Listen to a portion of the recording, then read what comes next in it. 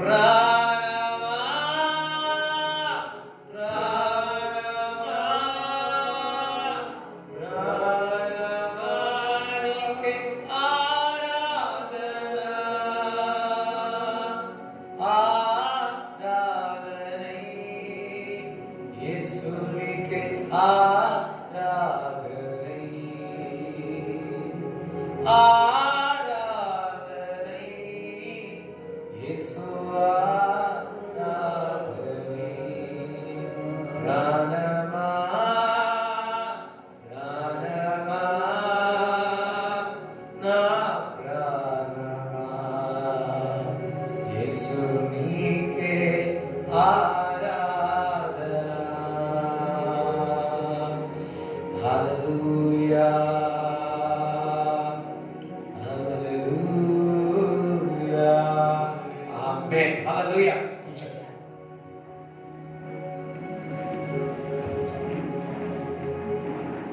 Thank you, Father. Thank you, Jesus, a glorious Lord. Thank you, Jesus, a glorious Lord. Hallelujah.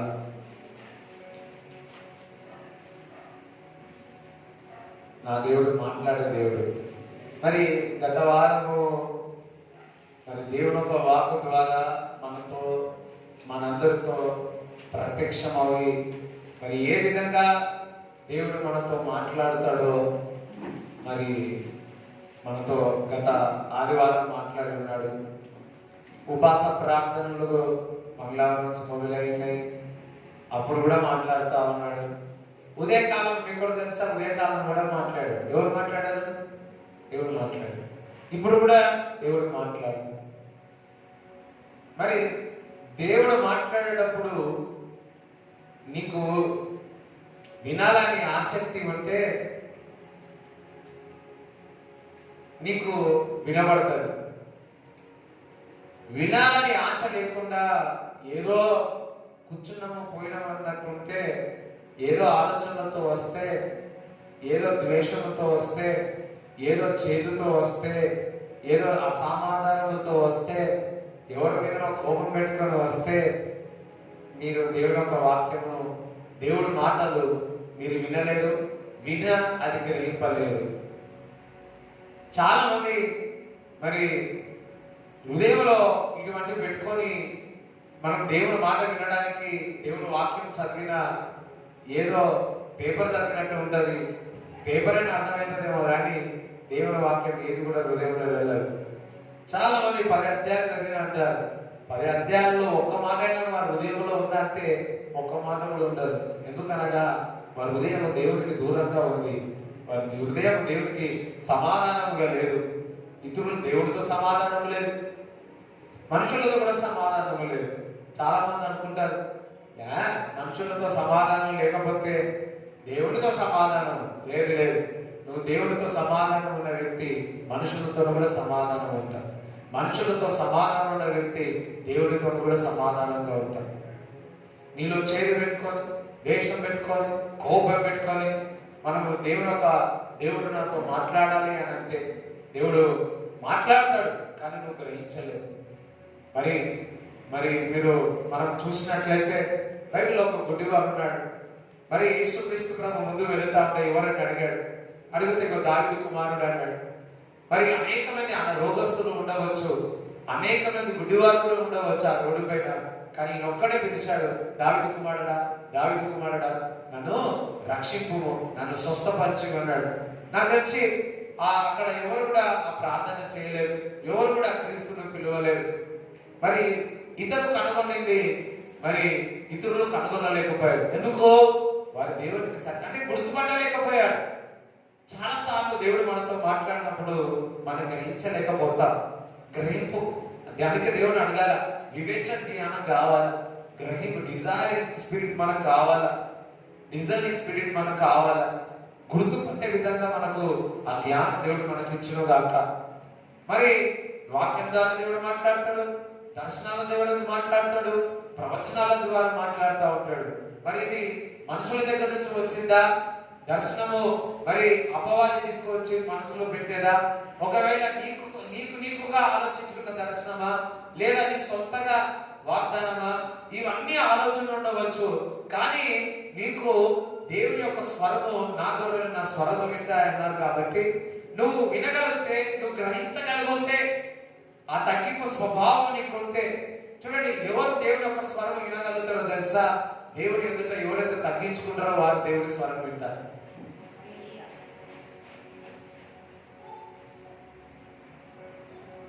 ఒక గర్వంగా ప్రార్థన చేస్తున్నాడు, నేను ఉపాసం ఉన్నా, నేను ప్రార్థన చేస్తా, నేను దశభాగాలు ఇస్తా, మరి అన్ని చేస్తానని చెప్పాడు. మరి ఇంకొక వ్యక్తి అయితే ప్రభు నేను పాపి అని తాను తగ్గించుకొని మరి దేవుని దగ్గర ప్రార్థిస్తే, తగ్గించుకున్న వ్యక్తి యొక్క మరి ప్రార్థనలు విని దేవుడు జవాబు ఇస్తా ఉన్నాడు. ఎవరైతే గర్వంగా ఉన్నారో వారి యొక్క జవాబు రావట్లేదు. మన దేవుడి సన్నిధికి వచ్చినప్పుడు, ఆయన పాదాల దగ్గరికి వెళ్ళినప్పుడు we have to humble ourselves. మనం తగ్గించుకోవాలా. తగ్గించుకోవడమే బోర్ల పడడం కాదు. ఏదో నామకారంగా ఏదో కింద పడి లేచి పడి వంగి, ఇది దట్స్ నాట్. ఉండవచ్చు కొంతమంది బయటికి కనబడడానికి శాస్త్రాల ద్వారా, చేతుల ద్వారా. దేవునికి కావాల్సింది నీ హృదయం. మనసుని నీ హృదయము అనండి, నా హృదయము అనండి. దేవుడు ఎవరైతే తగ్గించుకుంటాడో వారిని నేను హెచ్చిస్తా. Those who humble themselves I will exalt them అంటున్నాడు. ఎవరైతే తగ్గించుకుంటారో వారిని నేను హెచ్చిస్తా అంటున్నాడు. తగ్గించుకున్న వారు దేవుడి స్వరం వింటారు. హల్లెలూయా. దేవుడు నా ముందు వెళుతున్నాడు, తాను తగ్గించుకుని దావీదు ఏమంటున్నాడు? దావీదు కుమారుడా, దావీదు కుమారుడా నన్ను రక్షించు. అది గ్రహింపు అతనికి వచ్చింది. మరి ఎదుటి వాళ్ళకి ఆ గ్రహింపు రాలేదు, గుర్తుపట్టలేకపోయాడు. నీవు ఆ వ్యక్తి వాళ్ళకి గుర్తుపట్టే విధంగా ఉంటావా, లేకపోతే గ్రహించలేని విధంగా ఉంటావా? అది నీ విషయం, నీ మీద ఆధారపడి ఉంటుంది. నా జనులు జ్ఞానం లేకుండా నశించిపోతున్నారని చెప్తా ఉన్నారు. ఎందుకు? మరి దేవుడు ప్రజలు జ్ఞానం లేక నశించిపోతున్నారంటే, దేవుడు అనేక సార్లు మాట్లాడి నిన్ను సరి చేయాలని, నిన్ను చక్కగా చేయాలని, నీ నడకను మంచిగా చేయాలని, నీ మనసును మార్చాలని, నీ చేతులను మధురంగా మార్చాలని ఎన్నోసార్లు నేను హెచ్చరించినా నీకుగా నువ్వు పెట్టుకున్న ఏమంటారు, కొంతమంది మనమే పెట్టుకుంటాం, ఇట్లా కావాలి అట్లా కావాలి. లేదు, అట్లా పెట్టుకుంటే ఇట్ విల్ బ్రేక్ యూ. హల్లెలూయా. అది పరిశుద్ధాత్మ చేతికి కప్పచెప్పినవా, ఇట్ విల్ బిల్డ్ యూ. నేను కట్టుతుంది. అందా సరే, ప్రభువా ప్రభువా ప్రభువా యేసయ్యా నువ్వు మాట్లాడినప్పుడు నేను గ్రహించుతాను.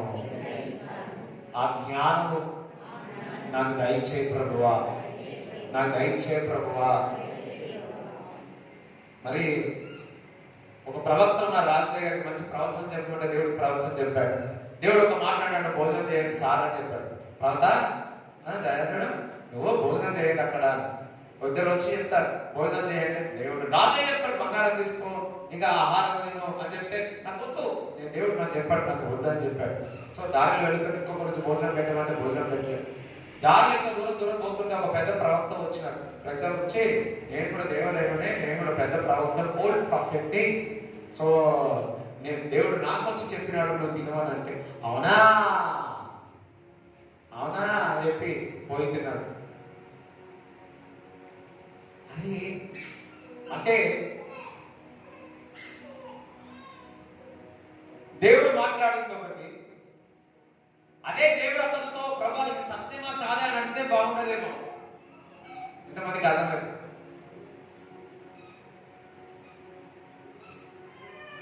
అది సత్యమా కాదని నువ్వు దేవుడిని అడిగితే బాగున్నాడేమో. అది నువ్వు ఆ వ్యక్తి అడగలే, ప్రభా మరి నీ దగ్గర నుంచి వచ్చిందా అని అడగలే. అయ్యో చెప్పింది కదా దేవుడు నాతో మాట్లాడి, దేవుడు దూతం వచ్చి నాకు చెప్పిందని పోయి తినడం తెలియదు. వాడితో మాట్లాడితే దేవుడు నీతో మాట్లాడతాడు, నీతో మాట్లాడితే వాడితో దేవుడు మాట్లాడతాడు.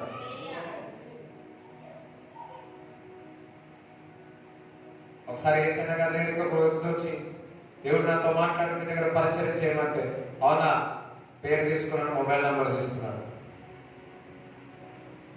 1 సంవత్సరమే, అక్కడ నుంచి ఫోన్ రాలే. 2 సంవత్సరాలు ఫోన్ రాలే. ఇక అనుకున్నాడంట ఆ పేపర్ ఎక్కడ పడిపోయింది అనుకున్నాడంట. 3 సంవత్సరాల తర్వాత ఫోన్ వచ్చింది. నీతో మాట్లాడిన దేవుడు నాతో మాట్లాడాడు, రా.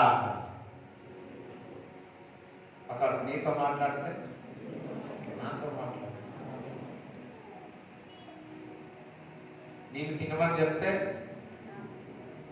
నీకు తినమని చెప్తే నాకు తినమని చెప్తే, అయ్యో అర్థం కలుగుతాం. స్తోత్రం, హల్లెలూయా.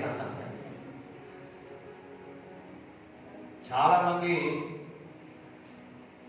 భోజనాలు కంట్రోల్ లేక చూడండి, నేత్రాశ, శరీరాశ, జీవం గంధం, ఇంకొకటి ఆ మూడే కాదు, ఫుడ్ ద్వారా పడిపోయిన వాళ్ళు ఉంది. ఇక్కడ ఎట్లా పడిపోయి ఎంతను ఏసాయి కూడా చిక్కుడుకాయ కూర, ఏ కూర, మటన్ కర్రీ కాదు, చికెన్ కర్రీ కాదు, ఇంకొక కర్రీ కాదు, చిక్కుడుకాయ కూరకు దేశత్వం పోగొట్టుకున్నాడు. ఎంతమందికి ఇక్కడ చిక్కుడుకాయ కర్రీ ఇష్టం? ఇప్పుడు ఎత్తలే. చిక్కుడుకాయ తమ్ముడు చెప్తాడు, నేను చిక్కుడుకాయ కర్రీ వండరా, నేను నా దేశత్వం నీకు ఇచ్చేస్తా అన్నాడు. కూర అసలు కూర. ఎంతమంది లేదు తిండికి లోబడిపోయి ఉపాస ప్రాణాలు ఉన్నాడు, జాగ్రత్త. ఎంతమంది లేరు.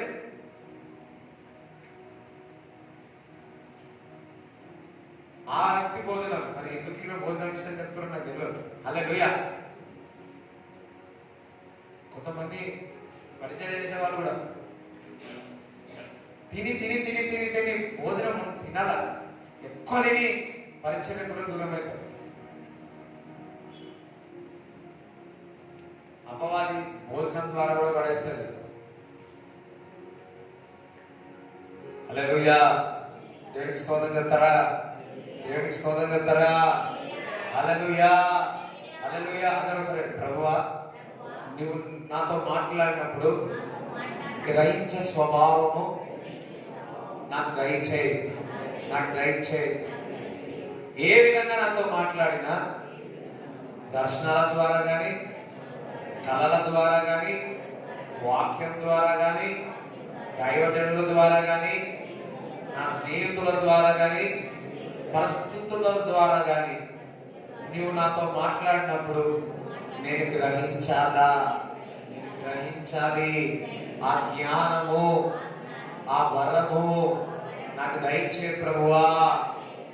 యేసు నామములో నేను అడుగుతున్నాను తండ్రి, నేను పొందుకుంటున్నాను తండ్రి. ఆమేన్. మనం పొందుకున్నందుకు దేవుడు చప్పట్లు కూడా దేవుడు స్తుతించండి. హల్లెలూయా. సరే, మరి మొదటి రాజులు 17వ అధ్యాయం 1వ వచనం. కొంతమందికి ఇది చదివి చదివి చదివి కళలో నేనే వచ్చిందని. అంతటా గిలాదు కాపురస్తుల మొదటి రాజులు 17వ అధ్యాయం 1వ వచనం. 17 1. మొదటి రాజులు 17వ అధ్యాయం 1.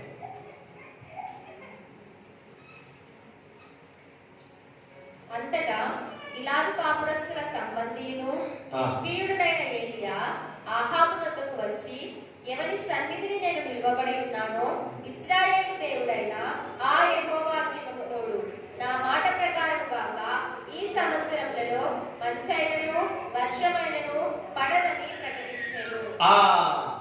ఇక్కడ మరి ఏలియా దేవుడి కొరకు పౌరుషం కలిగిన వాడు, దేవుని యందు భయభక్తులు కలిగిన వాడు, ఆయన ప్రవక్త అయి ఉన్నాడు. మరి ఆహాబు దగ్గరికి వెళ్ళి, మరి ఒక మాట చెప్పాలంటే కోపంగా వెళ్ళి ఆహాబుతో వానికి చెప్తా ఉన్నాడు, వర్షమైనను మంచు అయినను ఈ నేల మీద పడదని చెప్తా ఉన్నాడు. మరి వర్షము, నేల, మంచు అది ఏది కూడా మరి దేవుడు ప్రార్థన ఆలకించి ఉన్నాడు. ఆయన యొక్క మాటను దేవుడు రూఢిపరిచి ఉన్నాడు.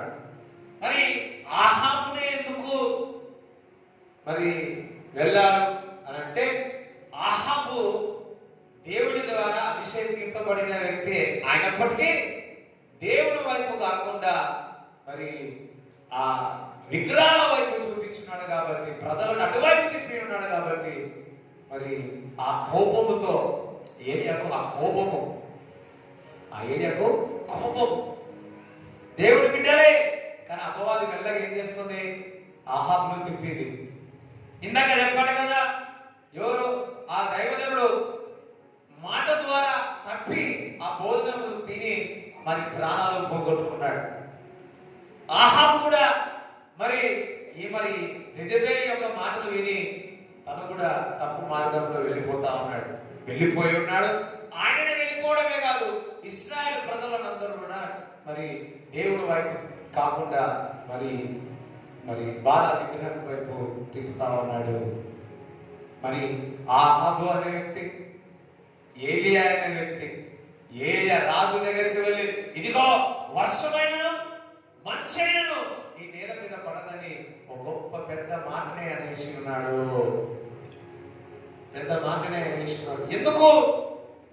మరి ఇశ్రాయేల్ ప్రజలు శ్రమ పడాలన్నా, ఆహాబు శ్రమ పడాలన్నా, అవును, ఎప్పుడైతే దేవుడి వైపు చూసినప్పుడు ఒక ఎత్తు, దేవుడి వైపు చూడకుండా నమ్మిన వారే, దేవుని యందు విశ్వసించిన వారే ఆయన వైపు కాకుండా మరి ఏదో వైపు చూసినట్లయితే, దేవుడి వైపు కాకుండా ఎవరికి చూసినా ఆ విధంగా అయిపోతారని మొదటిసారి మీకు వాక్యం ద్వారా దేవుడు మాట్లాడాడు. దేవుడి బిడ్డలారా చూడండి, 16:29 నుంచి చదవండి. యూదా రాజైన ఆసా ఏలుబడిలో 38వ సంవత్సరమున ఒమ్రీ కుమారుడైన ఆహాబు ఇశ్రాయేలు వారికి రాజై షోమ్రోనులో ఇశ్రాయేలు వారిని 22 సంవత్సరములు ఏలేను. ఒమ్రీ కుమారుడైన ఆహాబు తన పూర్వీకులందరినీ మించునంతగా యెహోవా దృష్టికి చెడుతనము చేసెను. ఆహాబు దేవుని దృష్టికి ఏం చేసినాడు? చెడుతనం చేశాడు. అందుకే ఏలియా వెళ్ళి, నువ్వు పరిపాలిస్తున్నావు కాబట్టి మరి నీతిమంతుడు ఒక్కడు పరిపాలించిన ప్రజలందరూ సంతోషంగా ఉంటారంట. ఒక అవినీతి పరుడు పరిపాలిస్తే ఆ ప్రజలందరూ కూడా శ్రమ పడతారు. ఇక్కడ ప్రజలందరూ శ్రమ పడతా ఉన్నాడు, ఆహాబు తెలుసుకోలేకపోతున్నాడు. అందుకే ఆహాబు దగ్గరికి, వర్షమైన నేల మీద పడదు, నువ్వు దేవుడి దృష్టికి ఇశ్రాయేల్ రాజులందరికంటే ఎక్కువగా నువ్వు పాపం చేసిన వాడిగా ఉన్నావని మరి ఏలియా హెచ్చరిస్తా ఉన్నాడు. నెబాతు కుమారుడైన యెరోబాము జరిగించిన పాపక్రియలను అనుసరించి నడుచుకొనుట స్వల్ప సంగతి అనుకొని అతడు సీదోనీయులకు రాజైన ఎత్బయలు కుమార్తె అయిన యెజబెలును వివాహము చేసుకొని బయలు దేవతను పూజించుచు వానికి మొక్కుచుండెను. ఇప్పుడు ఆహాబు పాపములో ఉండడమే కాదు, వివాహము కూడా మరి ఒక విగ్రహానికి సంబంధించిన వారి యొక్క కూతురును చేస్తుంది. దేవుడి బిడ్డలారా, నీవు మందిరానికి వచ్చి దేవుని సన్నిధికి వచ్చి పాపం చేసే వ్యక్తివైతే మన యొక్క నిర్ణయాలు కూడా అదే విధంగా ఉంటాయి. మనము దేవుడి సృష్టికి సరిగా లేకుండా మనము సరిగా లేకుండా మన నిర్ణయాలు కూడా, డిసిషన్స్ కూడా అదే విధంగా ఉంటాయి. అందుకే ప్రార్థనకి రావాలి, అందుకే వాక్యం చదువుకోవాలి, అందుకే దేవుని దృష్టికి ఎప్పుడు నిత్యము దేవుని ఏం చేయాలి? ఉదయకాలం మనదీళ్ళు ఏం చెప్పారు? నిత్యము దేవుని కొనియాడాల, నిత్యము దేవుని స్తుతించాలా, నిత్యము దేవుని ఆరాధించాలా.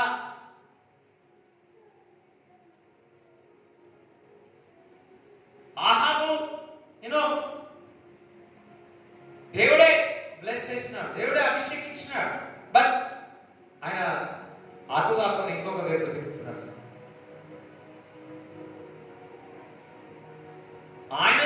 ఆయననే తప్పు మార్గంలో ఉండడం కాకుండా ఆయన డిసిషన్స్ కూడా అదే విధంగా ఉన్నాయి. ఎంతమందికి అర్థమవుతుంది? నీవు నీ జీవితాన్ని సరి చేసుకోకుండా అదే విధంగా ఉన్నట్లయితే నీవు తప్పు డిసిషన్ తీసుకునే మార్గం ఉంటుంది.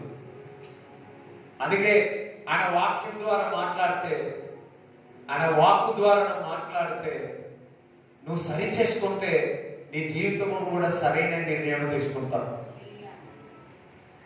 ఇప్పుడు ఆహాబు ఆయన జీవితం సరిగా లేదు. మరి తన జీవితంలో వివాహం కూడా ఏ విధంగా జరిగింది? అదే విధంగా జరిగింది. దేవుడు నిన్ను నియమించబడి ఉన్న వ్యక్తివైతే దేవుని దృష్టికి ఆయన రక్తం ద్వారా మన నీతిమంతులమైన, అందుకే దేవుని యందు భయభక్తులు కలిగి ఉండాలి. చూడండి, రక్షణ పొందడం మన జీవితంలో, రక్షణ పొందడము మన జీవితంలో గ్రేటెస్ట్ డిసిషన్ అయితే, రెండోది ఏంటంటే వివాహము, మ్యారేజ్. ఒకటి, ఈయన పాపములో ఉన్నాడు, మన పాపకరమైన డిసిజన్ తీసుకొని జెజబెల్ని వివాహం చేసుకున్నాడు. చూడడానికి అందంగానే ఉంది, కానీ ఘోరమైన హృదయం, ఘోరమైన హృదయం. చాలా మంది అంటారు విశ్వాసికి, దేవుని ఒక వాక్యం రాశారు, విశ్వాసికి నువ్వు విశ్వాసివైతే నువ్వు విశ్వాసినే వివాహం చేసుకోవాలి. నువ్వు విశ్వాసివై అవిశ్వాసితో వివాహం చేసుకున్నావు అనుకో, అది నిలబడదు.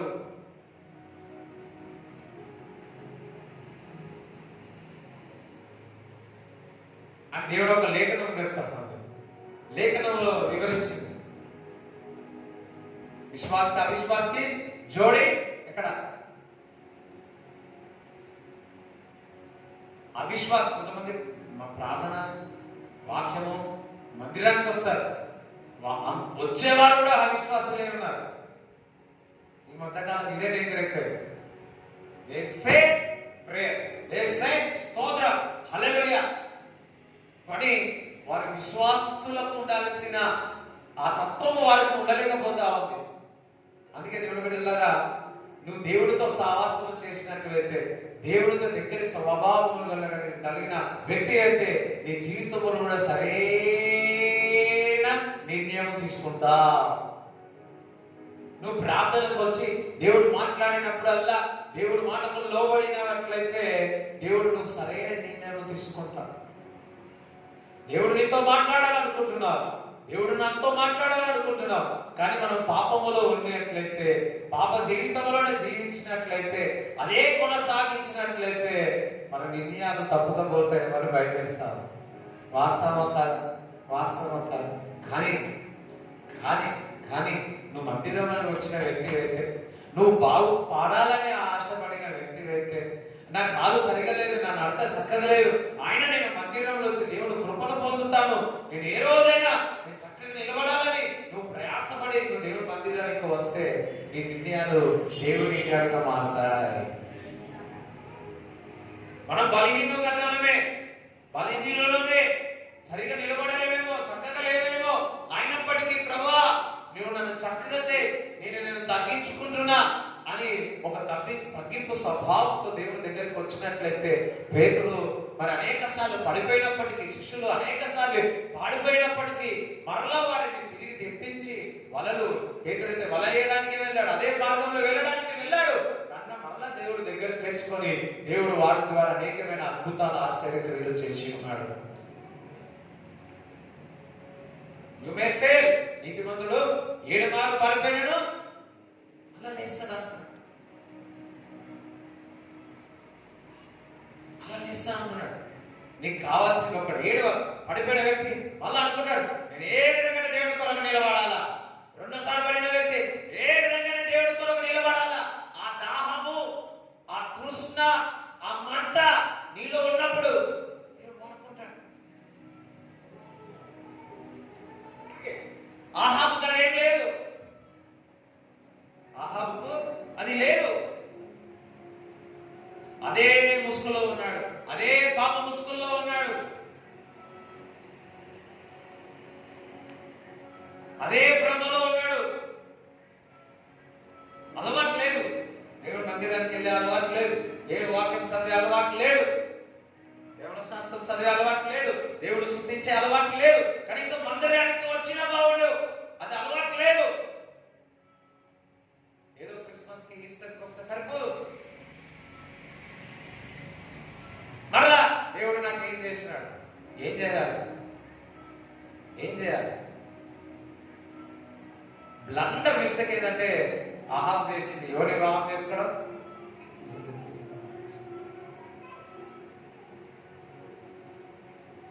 బ్లండర్ అంటే బ్లండర్. చూడండి, ఆల్రెడీ దూరంగా ఉన్నాడు, డిసిజన్ కూడా ఆ విధంగానే ఉంది. అంతే.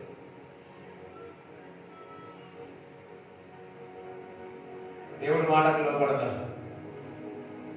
హల్లెలూయా. ఆయన దగ్గరికి ఒక డిసిజన్ తీసుకోవాలా, నేను మందిరానికి వెళ్తాను, దేవుడి సన్నిధికి వెళ్తాను, అది నిన్ను ఆశీర్వదిస్తాను, అది మిమ్మల్ని దీవిస్తాడు. హల్లెలూయా, హల్లెలూయా.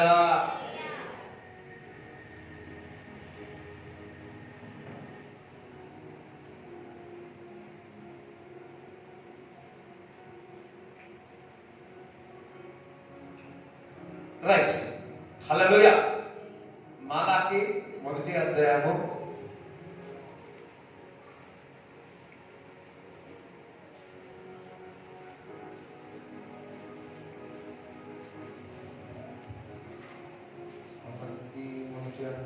1 అందరు తీసినారా?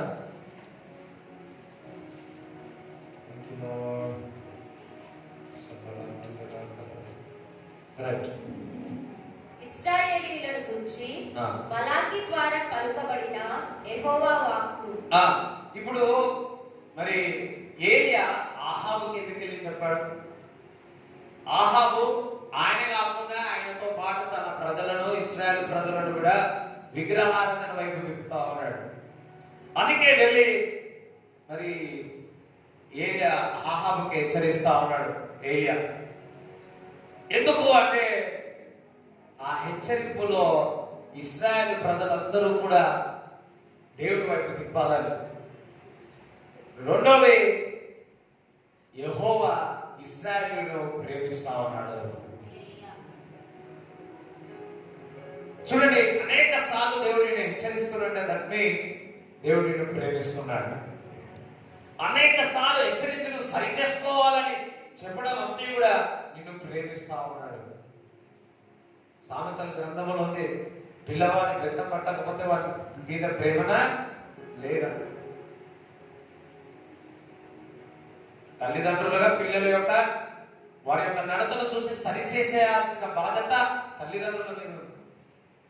ఏం కాదే మంచిగా అవుతుందిలే అని అనుకున్నట్లయితే నువ్వు వారికి పిల్లలను నువ్వు సరి చూడట్లేదు, మీ పిల్లలను మీరు ప్రేమించట్లేదు. తప్పు చేస్తే ఉండాల్సిందే.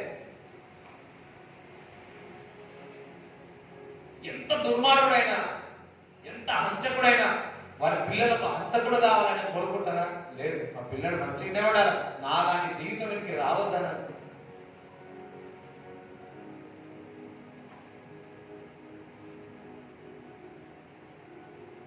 ఇక్కడ హెచ్చరిస్తే ఏం చెప్తున్నాడంటే, నేను ఇశ్రాయేలు ప్రజలను ప్రేమిస్తున్నాను అంటున్నాడు. చూడండి, 2 చదువు. యెహోవా సెలవిచ్చినదేమనగా, నేను మీ ఎడల ప్రేమ చూపి ఉన్నాను. అయితే మీరు ఏ విషయమందు నీవు మా ఎడల ప్రేమ చూపితివందురు. భలే ఉంది కదా వన్ సైడ్ లో. హల్లెలూయా. అయ్యో మీరు నవ్వుతలేరు చేస్తలేరు, మీకు అర్థమైన అనుకోవాలా లేకపోతే ఏం చెప్పాలా?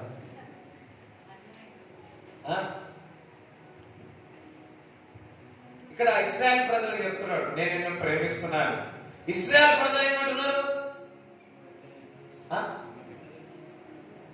నువ్వు ప్రేమిస్తున్నావు సరే, ఎందుకు ప్రేమిస్తున్నావు అని అంటున్నాడు. అయ్యో అర్థమవుతుందా మీకు? ఇప్పుడు మీ పిల్లలను అరే నేను ప్రేమిస్తున్నారా అంటే, డాడీ ఎందుకు ప్రేమిస్తున్నావు నన్ను అన్నారా? మమ్మీ మా మమ్మీ వచ్చి నేను అమ్మ అని ముద్దు పెట్టిన, అమ్మ నువ్వు ఎందుకు ముద్దు పెడుతున్నావా, నన్ను ప్రేమిస్తున్నావా?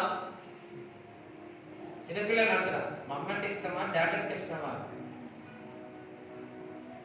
ఎవరు చాక్లెట్ ఇస్తే వాళ్ళు ఇష్టం అంటారు.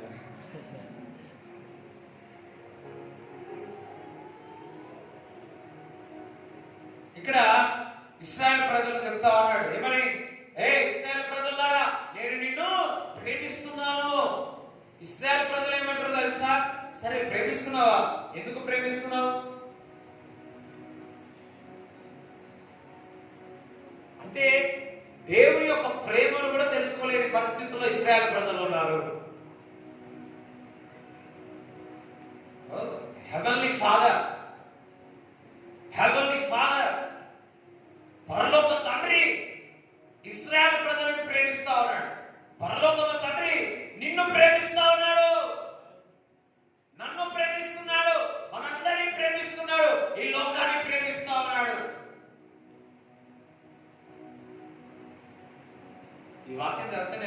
షాక్ అయిపోయాడు. అరే ఫాదర్ ఒక లవ్ లెటర్ పెట్టాడు, ఇదిగో నేను నిన్ను ప్రేమిస్తున్నాను. ప్రేమిస్తున్నావా? నన్ను ఎందుకు ప్రేమిస్తావు? నేనంత మంచివాడిని కాదు కదా, నేనంత కరెక్ట్ గా లేను కదా, ఐఎమ్ నాట్ వర్తీ కదా అని ఇశ్రాయేలు ప్రజలు అనుకుంటా ఉన్నారు. కానీ నా దేవుడు, నీలో లోపం ఉన్నా, నీలో ఆ మంచితనం లేకున్నా, ఆ మచ్చతనం ఉన్నా, ఆ నల్లతనం ఉన్నా, నా తండ్రి నిన్ను ప్రేమిస్తూనే ఉన్నాడు. ఇశ్రాయేలు ప్రజలు దేవుడి తట్టు నుంచి దూరం వెళ్ళిపోయినా దేవుడు మాత్రం వారిని ప్రేమించి హెచ్చరిస్తా ఉన్నాడు, వారిని ప్రేమిస్తా ఉన్నాడు. మన దేవుడి దగ్గర నుంచి దూరంగా వెళ్ళిపోయాడు, దూరంగా వెళ్ళిపోయాడు. అందుకే చెప్తున్నాడు, వారు అనుకుంటున్నారు ఇక దేవుని దగ్గర నుంచి దూరంగా వెళ్ళిపోయినా అమ్మయ్య అనుకున్నారు. అయినప్పటికీ నా దేవుడు ఏం చెప్తున్నాడు అంటే, ఐ లవ్ యూ ఇశ్రాయేల్ ప్రజలారా, నేను నిన్ను ప్రేమిస్తా ఉన్నాను. చూడండి రెండు చదవండి మళ్ళా. యెహోవా సెలవిచ్చినదేమనగా, నేను మీ ఎడల ప్రేమ చూపి ఉన్నాను. అయితే మీరు ఏ విషయమందు నీవు మా ఎడల ప్రేమ చూపితివందురు. ఏ విషయమే ఫర్ ఎగ్జాంపుల్, తండ్రి కుమారుడికి బట్టలు ఇచ్చిన అనుకోండి, డాడీ ఏ విషయంగా నీ డ్రెస్ ఇస్తానంటారా?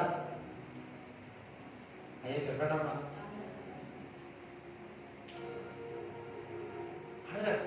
Because of love.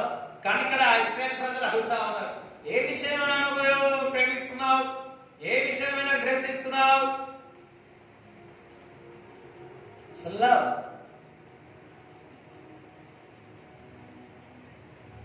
చదువు. ఏశావు యాకోబునకు అన్నకాడ, అయితే నేను యాకోబును ప్రేమించితిని. ఇదే యెహోవా వాక్కు. ఏశావును ద్వేషించి అతని పర్వతములను పాడు చేసి అతని స్వాస్థ్యమును అరణ్యమందున్న నక్కల పాలు చేసితిని. మనము నాశనమైతిమి, పాడైన మన స్థలములను మరలా కట్టుకొందుము రండని ఎదోమీయులు అనుకొందురు. అయితే సైన్యములకు అధిపతియగు యెహోవా సెలవిచ్చినదేమనగా, వారు కట్టుకొన్నను, నేను వాడిని క్రింద పడద్రోయుదును. నువ్వు ఎంత కట్టుకోవాలనుకున్నది అది నిలబడదు, ఎందుకంటే దేవుడి దగ్గర నుంచి వచ్చింది కాదు కదా.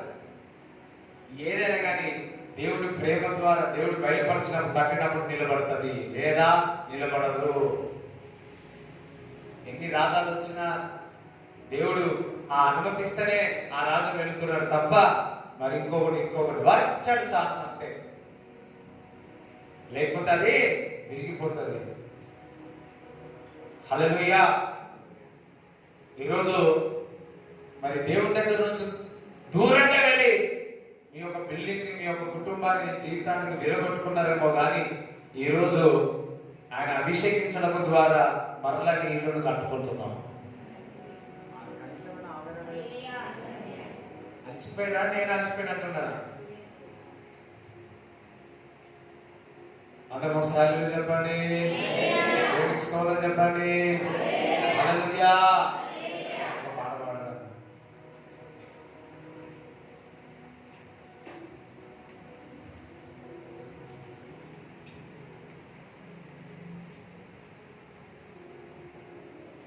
తక్కువ దాని అంతా కూడా తీసేస్తాను. చూడండి, ఎవరైతే వారిలో వాక్యము లేకుండా వారు కట్టుకుంటారో, ఎవరైతే ప్రార్థన జీవితము, ఎవరైతే దేవుడితో సావాసము, చక్కటి మందిరం యొక్క సావాసము లేకుండా కట్టుకుంటారో వారిది ఉండదు, పాడదోయబడుతుంది. హల్లెలూయా. ఏదైనా డిసిషన్ ఎజికేట్ ఒక మాట అన్నాడు, నీవు తప్పు నిర్ణయాలు తీసుకోవడానికి కారణం ఏదో తెలుసా? నీలో వాక్యము లేదు కాబట్టి నువ్వు తప్పు నిర్ణయాలు తీసుకున్నావు. నీలో వాక్యం ఉన్నట్లయితే కరెక్ట్ నిర్ణయాలు తీసుకుంటావు, కరెక్ట్ డిసిజన్ తీసుకుంటావు. హల్లెలూయా. వర్డ్, దేవుడు వాక్యం నీలో ఉన్నప్పుడు, దేవునికి చోటు ఉంటే you will take a good decision, a right decision. ఎంతమందికి అర్థమవుతుంది? అందుకే వాక్యం చదవాలి, అందుకే వాక్యం వినాల, వాక్యం చదవాల, వినాల, దేవుడితో సావాసం చేయాలి. అప్పుడు నువ్వు సరైన నిర్ణయం తీసుకుంటావు.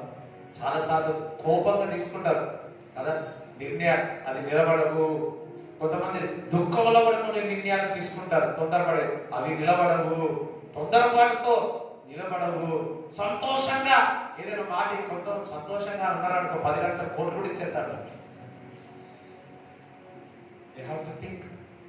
అదే దేవుడు ఒక వాక్యం నీలో ఉన్నట్లయితే, దేవుడితో సావాసం ఎడతెగక నువ్వు చేసినట్లయితే you will take a right decision. ఒకవేళ అపవాది నిన్ను పుష్ చేసినా నీలో ఉన్న వాక్యం, నీ దేవుడికి ఉన్న చోటు ఆ పని చేయకుండా నేను కాపాడుతా ఉంటాను. ఎంతమందికి అర్థమవుతుంది? అందుకే ఎదగదు వాక్యం రోజు చదవండి. అందుకే ఈ దేవుని నిత్యము సేవించండి. ఇప్పుడు దానియేలు నిత్యము దేవుని సంధించాడు. You God continuously whom you serve will deliver you. నిత్యము నువ్వు సేవించే దేవుడు నిన్ను రక్షిస్తాడు అంటున్నాడు. అంటే పరిస్థితుల నుంచి రక్షిస్తాడు. నువ్వు నిత్యం ప్రార్థించు, నిత్యమైన కొనియాడు, నిత్యమైన వాక్యం చదువు, నువ్వు సరైన నిర్ణయాలు తీసుకుంటావు. కొన్ని నిర్ణయాలు మన జీవితాన్ని యొక్క మార్పులు తీసుకొస్తాయి. కొన్ని నిర్ణయాలు ఒక ఉన్నతమైన శిఖరంలోనికి తీసుకొస్తాయి. ఒక్క డిసిజన్ అంతే. One decision makes a big things in your life. It's a blessing, it's a curse. అది శాపం కావచ్చు, అది ఆశీర్వాదకరం కావచ్చు. హల్లెలూయా. ఒకవేళ ఆ తప్పు నిర్ణయం తీసుకున్నా మరలా దేవుడి వైపు తిరిగితే మరలా రెండంతలుగా దేవుడు ఆశీర్వదిస్తాడు.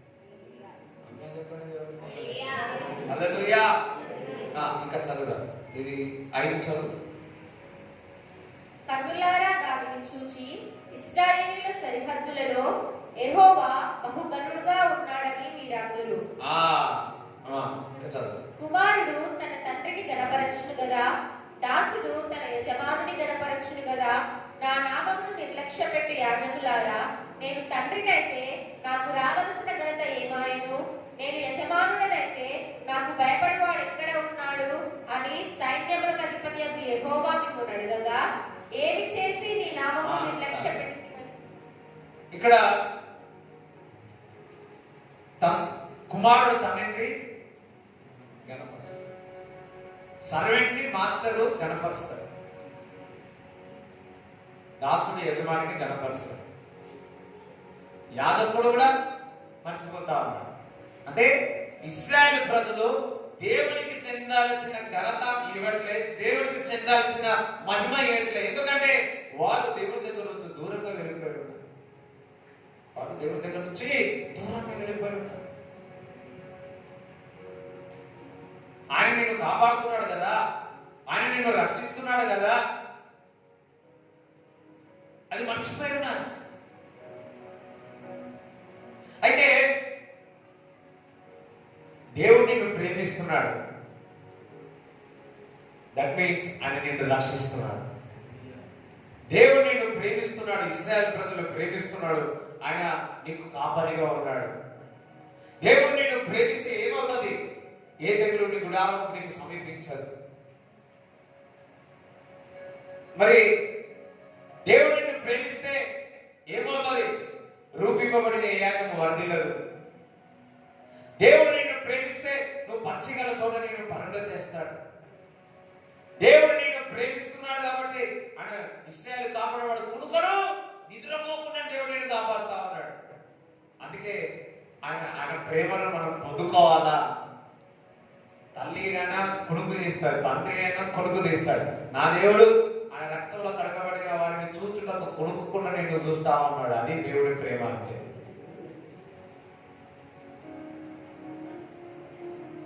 అది దేవుడి ప్రేమ. అయితే ఈ ప్రేమను తెలుసుకోలేక, ఈ ప్రేమను పొందుకోలేక, ఆ ప్రేమను చూడలేక దేవుడికి చెందాల్సిన మహిమ, దేవుడికి చెందాల్సిన ఘనత తీసుకోలేక, పొందుకోలేక వారు ఎటువంటి మాటలు మాట్లాడుతున్నారు చదవండి.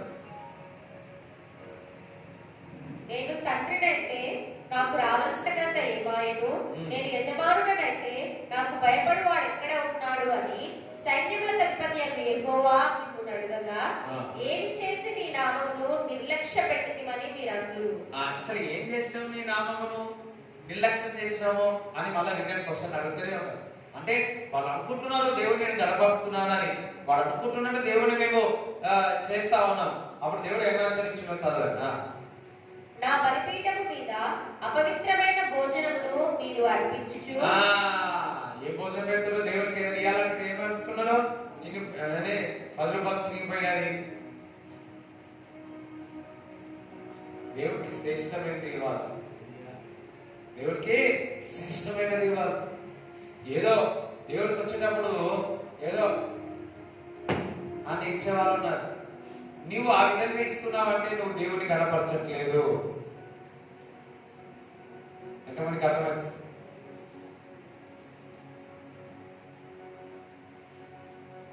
ఇంకా చదువు. ఏమి చేసి నిన్ను అపవిత్ర పరిస్థితిమని మీరందరూ. యెహోవా భోజనపు బల్లను నీచపరచునందు చేతనే కదా రుడ్డిదానిని తీసుకొని బలిగా అర్పించిన ఎడల అది దోషం కాదా?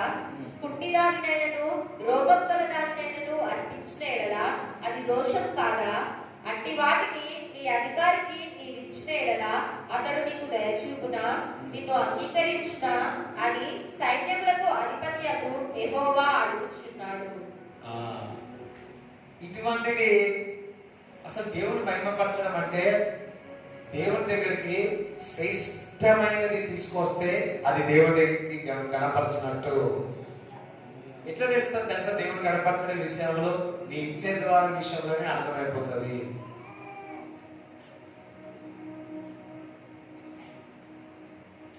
అనవసరం శ్రేష్టమైనది దేవుడికి ఇవ్వండి. శ్రేష్టమైనది అనేది శ్రేష్టమైనది మనుషులు కూడా ఇవ్వాలి. అర్థమైంది? దేవుని కంటే అక్కడే కాదు, శ్రేష్టమైనది మనుషులకు ఇవ్వాలి. మంచి లేకపోతే కొంతమంది మంచి లేకపోతే నీ ఇతరులకు ఇస్తారు. అది కూడా కరెక్ట్ కాదు. నువ్వు మనుషులను ప్రేమిస్తే దేవుడిని ప్రేమిస్తావు. అందుకే దేవుడు ఒక వాక్యం చదివిస్తుంది, ఏమని? నిన్ను వారిని పొరుగు వారిని ప్రేమించమని. దట్ మీన్స్ వారిని ప్రేమిస్తే, వారికి శ్రేష్టమైనది ఇస్తే దేవుడిని ప్రేమించినట్టు. కొంతమంది పాస్పోతేనే ఇతరులకు ఇస్తారు.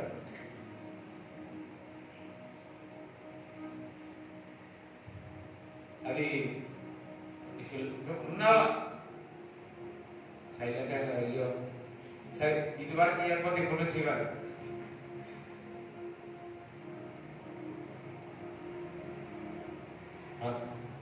ఎప్పుడైనా ఇతరులకు ఇచ్చినప్పుడు, దేవుడికి ఇచ్చేటప్పుడు, ఇతరులకు ఇచ్చేటప్పుడు ప్రెషస్ గా ఉండాలా, మంచిగా ఉండాలా. నీకు తగ్గినట్టు నీకున్న దాంట్లో నువ్వు ఏం చేయాలా? తగ్గినట్టు మంచిది ఇవ్వాలా. ఇట్స్ నాట్ దట్ ఎవరికో ఇస్తున్నాడు అన్నాడు కాదు. వారి మనుషులు దేవుడు పెట్టి ఉన్నాడు, నీ దగ్గరకు వచ్చి ఉన్నాడు అనుకోండి. అమ్మో ఈ వ్యక్తికి ఇస్తా ఉన్నా, దేవుడికి ఇస్తున్నారా బాబు అని చెప్పి నువ్వేం చేయాలా? శ్రేష్టమైనది ఇవ్వాలా. ఆమె ఉంటే ఉండని, సంతోషపడితే సంతోషపడేది, లేకుంటే ఆమె గుర్తుపెట్టుకొని ఆమె వదిలే. నువ్వు మనుషులకు ఇచ్చినట్లు దేవుడికి ఇచ్చినట్లు నువ్వు శ్రేష్టమైనది మనుషులకి, దేవుడికి కూడా శ్రేష్టమైనది ఇవ్వండి. తద్వారా నువ్వు దేవుడి మహిమపరుస్తున్నావు. ఇశ్రాయేలు ప్రజలారా ఇవి మర్చి ఉన్నారు, దేవుడి బిడ్డలారా మీరు మర్చి ఉన్నారు. ఒకసారి జ్ఞాపకం చేస్తున్నారు.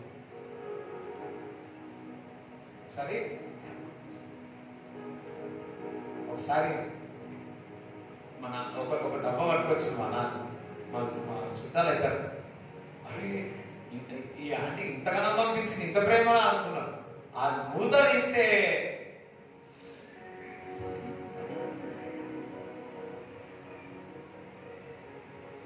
నాన్నలో సంతోషపడ్డారు, అదే ప్రేమ చూపిరా బాబు.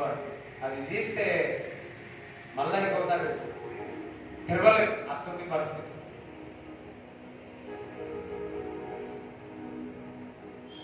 అంటే మళ్ళా బాధను పోతారు. భలే వాడతారు. మళ్ళా మామూలు కూడా స్వరాలు మామూలుగా సారా రియల్ లవ్ ప్రేమ ఎలా కనపడుతుంది తెలుసా?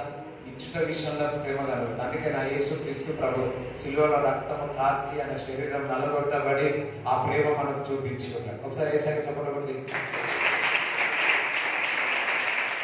హల్లెలూయా. మనం పాపంలో ఉన్నప్పుడు ఆయన మనల్ని ప్రేమించి ఉన్నాడు.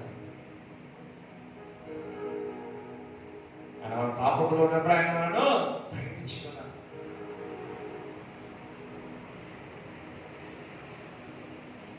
సో ఇచ్చేది ఎప్పుడు రెడ్డి అంటే చూసుకోండి.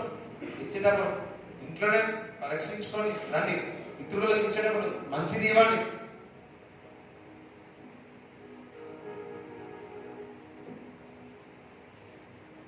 అర్థమైన వాళ్ళు హల్లెలూయా. హగ్గాయి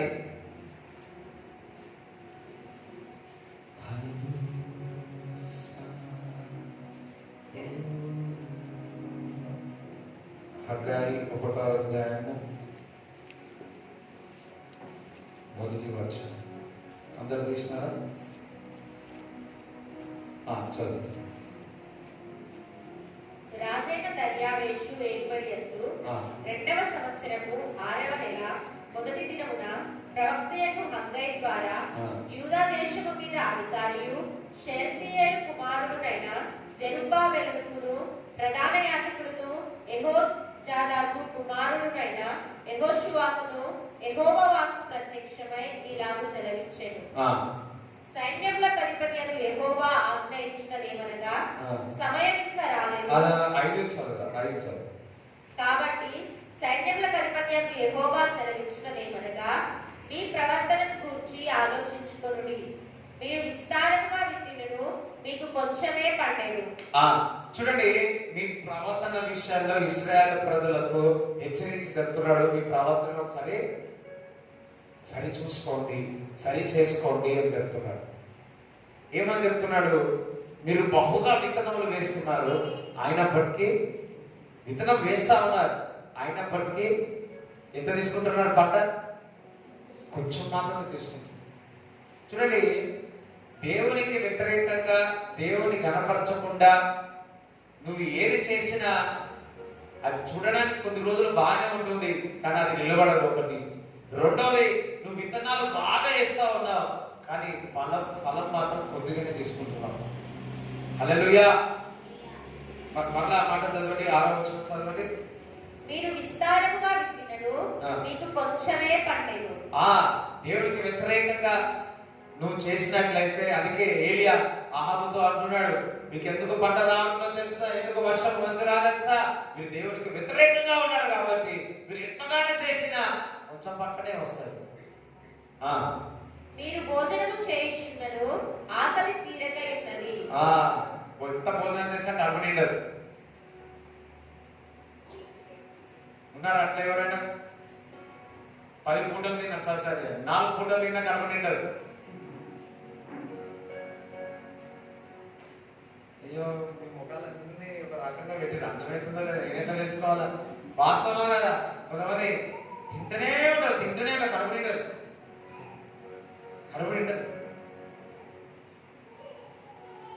నిజముగా ఇవాళ ఉదయకాలంలో ఒక రోజు చెప్తాడు, బాబు నేను ఎంత తిన్నా నాకు కడుపు నిండే మళ్ళా తొందరగా అవుతుంది.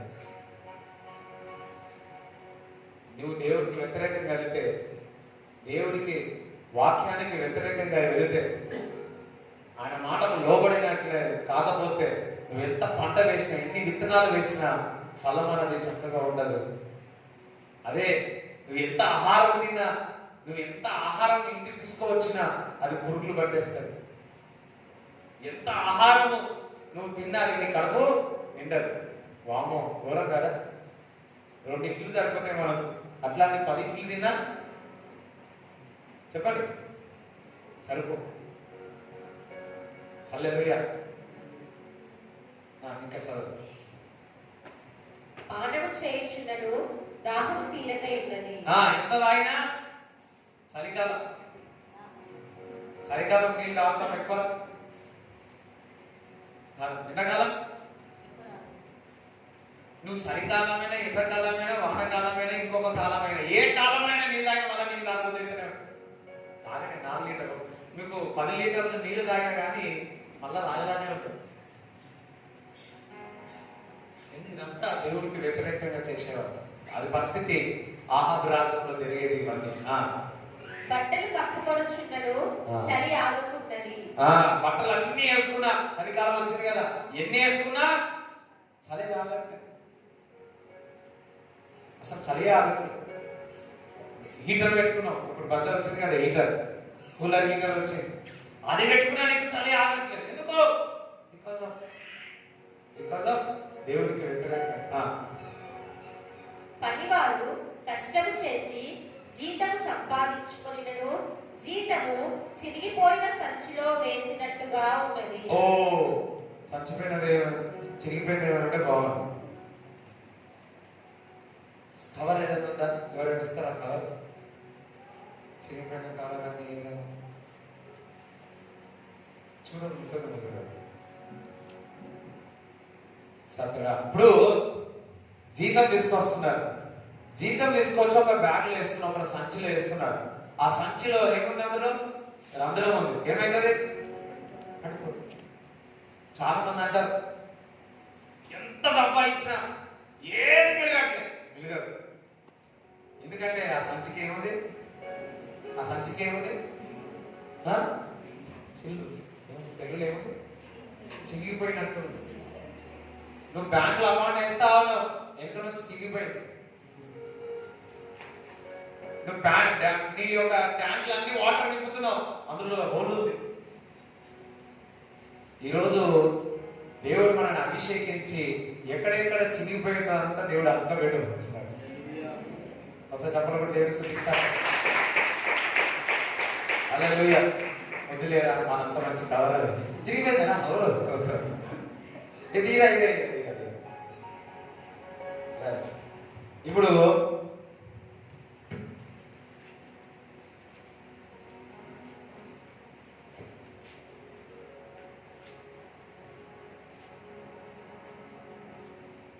ఇవన్నీ డాలర్స్ అనుకోండి. ఎన్ని డాలర్స్? హల్లెలూయా. సో ఇది ఒక సంచి.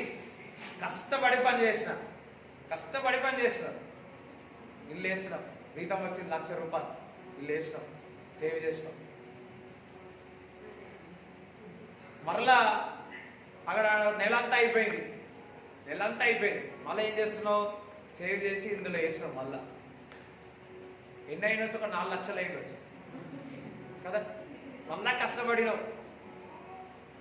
కష్టపడ్డావు.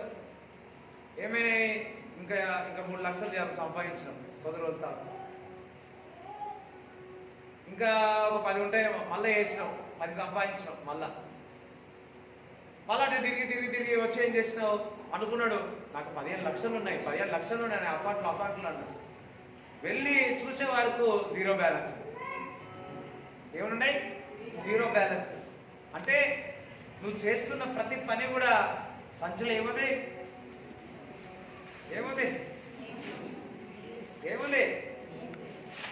దేవుడు లేకపోతే ఎప్పుడు ఇదే ఉంటుంది. హల్లెలూయా.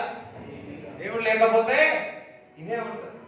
దేవుడు లేకపోతే ఉన్నట్టు రాదు. గణేశ్వరికి పట్టుకోవద్దు.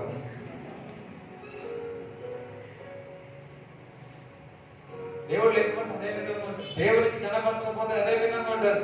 దేవుడికి ఇవ్వాల్సింది ఇవ్వకపోతే అదే విధంగా ఉంటుంది. శ్రేష్టమైనది దేవుడికి ఇవ్వకపోతే అదే విధంగా ఉంటుంది. మేము అనేకమైన పరిస్థితుల్లో మేము చూసి ఉన్నాం, కానీ ఏ రోజు కూడా ఖాళీ కడుపుతో మేము నిద్రపోలేదు. డబ్బులు లేవు. మా నాన్న వాళ్ళు ఎట్లా పెంచారో నాకే తెలియదు, ఎట్లా చదివించారో నాకే అసలే తెలియదు. నలుగురు చదివించడం, సంఘము అని చాలా ఇబ్బంది పడ్డారు. కానీ ఏ రోజు కూడా ఆహారం విషయంలో మాకు తృప్తిగానే ఇచ్చాడు. నీళ్ళ విషయంలో తృప్తిగానే ఇచ్చి ఉన్నాడు.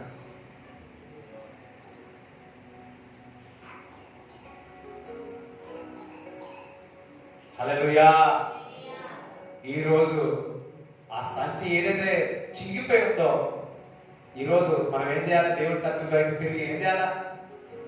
ఏం చెప్పాలన్నా చెప్పండి. అసలు ఎంతమందికి డబ్బులు ఉండాలి? ఏమో సార్ ఎంత ప్రార్థన చేసినా కానీ ఏమో ఉండట్లే. రంధ్రం ఎక్కడ ఉందో చూసుకో, పక్కన రంధ్రం ఎక్కడ ఉందో చూసుకో అయ్యా, ఎక్కడ తిరిగిపోయిందో చూసుకో అయ్యా.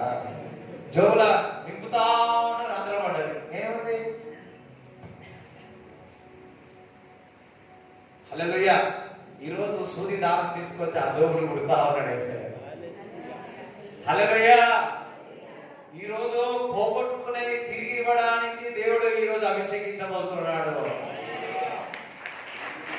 What the devil has stolen, ఏది నీకుగా నీవు పోగొట్టుకున్నావు చూడు, అది తిరిగి ఇవ్వడానికి ఈరోజు నేను తీసుకొచ్చినాడు. ఈరోజు నేను అభిషేకిస్తా ఉన్నాడు. రిపెంట్. కొంతమంది వాక్యం చెప్తుంటే నాకే తగ్గుతున్నాను కోపం వేవాళ్ళు ఉంటారు. కొంతమంది ఇది నాకే తగ్గుతుంది, నేను సరి చేసుకుంటా అంటారు చూడు, ఎంత సంతోషం ఉంటారు. కొంతమంది అమ్మో నన్ను చూసే చెప్తున్నాను, ఏం చేయాలి? అందుకే గోడలు చూసి చెప్తాను ఈ మాట. అదే గ్రహింపు కలిగిన వారైతే ఇది నాకు కావాలా, నేను ఇది సరి చేసుకోవాలా, నేను చక్కగా చేసుకోవాలా, ఇది నాకే, అబ్బా దేవుడు నన్ను గద్దిస్తున్నాడు, ఇది నేను మంచిగా అలవాటు చేసుకుంటా, నేను మంచిగా నిలబడతా అన్నవాళ్ళు సంచులన్నీ కూడా ఏమైపోతుంది? టీచబుల్ స్పిరిట్ ఉండాలి. అంటే ఎవరైనా నీకు గద్దిస్తే నువ్వు సరి చేసుకోమని చెప్తే నువ్వు సరి చేసుకునే తత్వం నీకు ఉండాలి. పొరపాటు ఒప్పుకునే తత్వం నీకు ఉండాలి. కొంతమంది ఉంటారు, పొరపాటు ఎత్తితే చాలు 10 దయ్యాలు 7 దయ్యాలు కాదు 10 దయ్యాలు బయటకు వస్తాయి. అక్కడి నుంచి ఒప్పుకునే స్వభావం మనకు ఉండడు కాక. హల్లెలూయా. దేవుడు మాట్లాడుతున్నాడు, దేవుడు వాక్యం ద్వారా మాట్లాడుతున్నాడు. ఆ వాక్యం ద్వారా మాట్లాడుతుంటే అరే నాకే మాట్లాడుతూ నేను సరి చేసుకుంటాను, నేను బాగుపడతాను. ఎందుకంటే సంచులు ఏమైతున్నాయి? తెగిపోతున్నాయి. సంచులు చిరిగిపోతున్నా ఉన్నాయి, రంధ్రాలు పడతాయి. హోల్స్ అని ఇంగ్లీష్ బైబిల్లో బ్యాక్స్ ఆర్ హోల్స్. ఎన్ని రంధ్రాలు?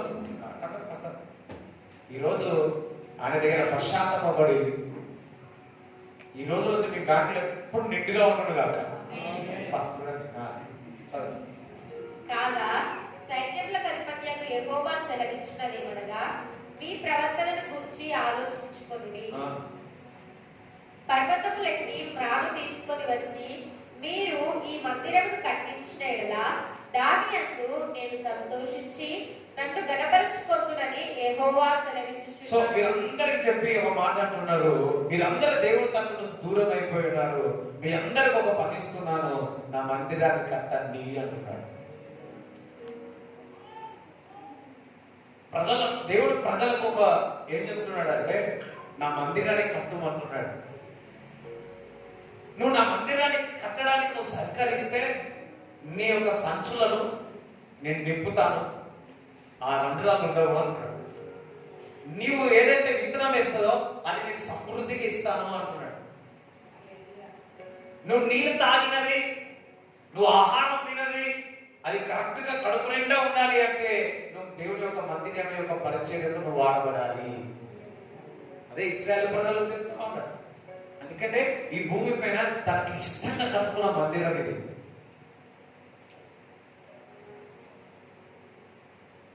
కానీ దేవుడు బిడ్డలు ఏం చేస్తున్నారంటే చదవరు. విస్తారంగా కావాలని మీరు ఎదురు చూచితిరి గాని కొంచెంగా పండెను. మీరు దానిని ఇంటికి తేగా నేను దానిని చెదరగొట్టితిని. బాగా వేసినారు కానీ మన ఇంటికి రాగానే ఏమైపోతుంది? అది గాలిలో ఏమైతుంది? చిన్నపిల్లలు చూస్తాను కదా, జోబులో పెట్టుకుంటారు, సైకిల్ ఎక్కుతారు, వాళ్ళు ఏమైపోతుంది? గాలికి టప టప టప టప టప టప టప మొత్తం పడుతుంది. ఇంటికి పోగా ఏమవుతుంది? అయ్యో నాకు ఇచ్చరపోయిందని వేస్తారు. అయ్యో చూడలేనంటారు. నాకు అయింది, అందుకే చెప్తున్నాను. మొత్తం పోయింది. అయ్యో అయ్యో అయ్యో అయ్యో. ఆ పరిస్థితి ఉంది. ఇంకా చదవాలి. ఎందుచేతనని యెహోవా అడుగుచున్నాడు, నా మందిరము పాడై ఉండగా మీరందరూ మీ ఇల్లు కట్టుకొనుటకు త్వరపడుట చేతనే కదా. కాబట్టి నిమ్మును బట్టి ఆకాశం మంచు కురుమకై ఉన్నది, భూమి పండగై ఉన్నది. ఎందు గురించి అంట, నువ్వు నా మందిరము కట్టకుండా నీ యొక్క సొంత ఇంటిని కట్టుకుంటున్నారు అంటున్నాడు. వామ్మో, హల్లెలూయా. నీవు నా మందిరం యొక్క భవనము కట్టకుండా నీ యొక్క సొంత ఇంటిని కట్టుకుంటున్నావు. అందుకే ఇశ్రాయేలు ప్రజలకు చెప్తున్నాడు, వర్షమైనను మంచైనను పడదు అంటున్నాడు. దేవుడు నిన్ను రక్షించి ఉన్నాడు, దేవుడు నిన్ను ఆశీర్వదిస్తాడు. దేవుడు నిన్ను మందిరంలో పెట్టాడో తెలుసా? మందిరాన్ని కట్టడానికి. కానీ మందిరం యొక్క కట్టడ విషయాల్లో, నిర్మాణం విషయాల్లో, పరిచయ విషయాల్లో దానికి సహకారిగా ఉండట్లేదు. కానీ మీ యొక్క సొంత ఇంటిని కట్టుకోవడానికి సిద్ధంగా ఉన్నారు. అందుకే మీది చాలట్లేదు మీ దాంట్లో, అందుకే ఆహారం ఏది మిగలట్లేదు, అందుకే మీ బ్యాంక్ అకౌంట్ ఎప్పుడు ఖాళీగా ఉంటుంది. వేస్తున్నారు, నింపుతున్నారు కానీ అది చెయ్యిపోతా ఉన్నది. దేవుడు ఒక వాక్యంలో రాయబడి ఉంది. ఎంతమందికి అర్థమవుతుంది? వారు అనుకుంటున్నారు దేవుడి తట్టు నుంచి వేరేగా ఉండి ఏదో సంపాదించినారు అనుకుంటున్నారేమో, కానీ అది నిలబడదు. అది ఒక సంచిలో చినిగిపోయిన సంచియే. వారు అనుకుంటున్నారు నేను జమ చేసుకున్నా అని. ఆ వెళ్ళి చూస్తే అందులో ఏమీ ఉండదు.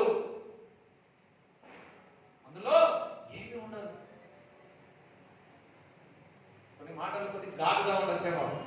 ఈరోజు దేవుడు మనల్ని సరి చేస్తాడు. నీ ఇంటి కొరకు నువ్వు, నీ ఇల్లు కొరకు నువ్వు, వాక్యం చెప్తే నేను చెప్తాను, నీ ఇంటి కొరకు, నీ ఇల్లు కొరకు, నీ జాబ్ కొరకు, నీ కొరకే అయ్యా, నీ కొరకు నేను ప్రాణాలు పెట్టాను, నా మందిరము కొరకు, నా మందిరమును కట్టు అని వారు ఇశ్రాయేలు ప్రజలు చెప్తారు. నా మందిరము కట్టకుండా నీ ఇంటి పని నువ్వు చేసుకుంటున్నావని ఈరోజు మనందరినీ గెలిచిస్తా ఉన్నాడు. హల్లెలూయా. మాకు ఇల్లు లేదు, చాలా కష్టపడతా ఉన్నాం. చిన్నగా ఇచ్చినారు, ఆ చిన్నది ఇచ్చిన తర్వాత ఇది కన్స్ట్రక్షన్ స్టార్ట్ అయింది. మన వాళ్ళు అందరూ కూడా మీకు ఇల్లు లేదు, ఏది లేదు కదా, ఇక్కడనే కిందనే ఉండండి, పైన ఉండండి, ఇల్లు కట్టుకోండి అని చెప్పాడు. ఎందుకంటే ఇది పెద్దగానే ఉంటుంది. హల్లెలూయా. ఉండడానికి ఉంటుంది. ఈ మేస్త్రి, చేసిన మేస్త్రి కూడా ఏమన్నాడు తెలుసా? కట్టుకుంటే ఒక రూమ్, 2 రూమ్, 4 రూములు, 4 రూములు భలే వస్తాయి అన్నాడు.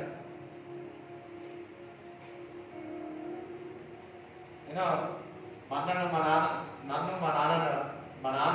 మా అన్నను నన్ను పిలిచినారు.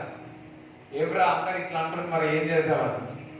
ఇద్దరం ఒకే మాట అన్నాం, నాన్న అది మందిరము కొరకే ఉండాలి, మాకు ఉన్నా లేకున్నా సరే అని ఇద్దరం అనే మాట లేదు. 2-3 సార్లు అడిగింది మా నాన్న, బాగా అడిగి ఏమంటారు, లేదు నాయన మాకున్నా లేకున్నా మందిరము కట్టబడాలా, ఆ మందిర స్థలము మందిరముగానే ఉండాలి నాన్న అని అట్లనే నిలబడి ఉన్నాం. హల్లెలూయా. కట్టబడింది. దాని తర్వాత ఇంటి విషయంలో బాగానే కష్టపడ్డాం. ఆయన దేవుడు మాకు ఇల్లు వస్తుందని కూడా అనుకోలేదు. ఇల్లు ఉంటుందని ఆశ, ఎవరికైనా ఉంటుంది ఆశ, ఇల్లు ఉంటుందని, సొంత ఇల్లు.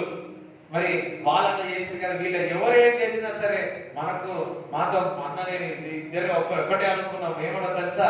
లేదు, మందిరానికే ఉండాలా, మనకు వస్తే రాని లేకుండా లేదని ఆ రోజు మేము అనుకున్నాం. మేమిద్దరం అన్నదమ్ములు, ఇద్దరు మా నాన్నతో చెప్పి ఉన్నాం. దేవుడు ఇద్దరికి మంచి ఇల్లు ఇచ్చినాడు. దేవుడు మాకు ఇల్లు ఇచ్చినాడు. దేవుడు చెప్పలు కూడా దేవుడు స్తుతిస్తారా? హల్లెలూయా. మొదటిగా ఆయన ఇల్లును కట్టండి, ఆయన మందిరాన్ని కట్టండి, దేవుడు మీ ఇల్లును కడతాడు. కానీ ఇక్కడ ఏమవుతాం? ఇశ్రాయేలు ప్రజలు వారి ఇంటిని కట్టుకుంటున్నారు, వారి ఇంటిని కట్టుకుంటున్నారు. కానీ దేవుని యొక్క ఇంటిని మరుస్తాం.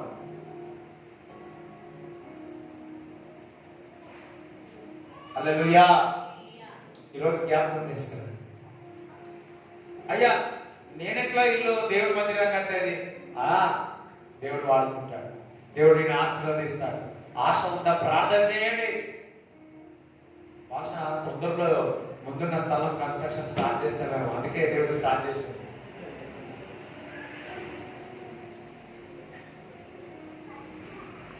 ఎంతమందికి ఈ హెచ్చరిక సంతోషం అనిపిస్తుంది? ఎంతమందికి ఈ హెచ్చరిక ఎంతమందికి సంతోషం అనిపిస్తుంది?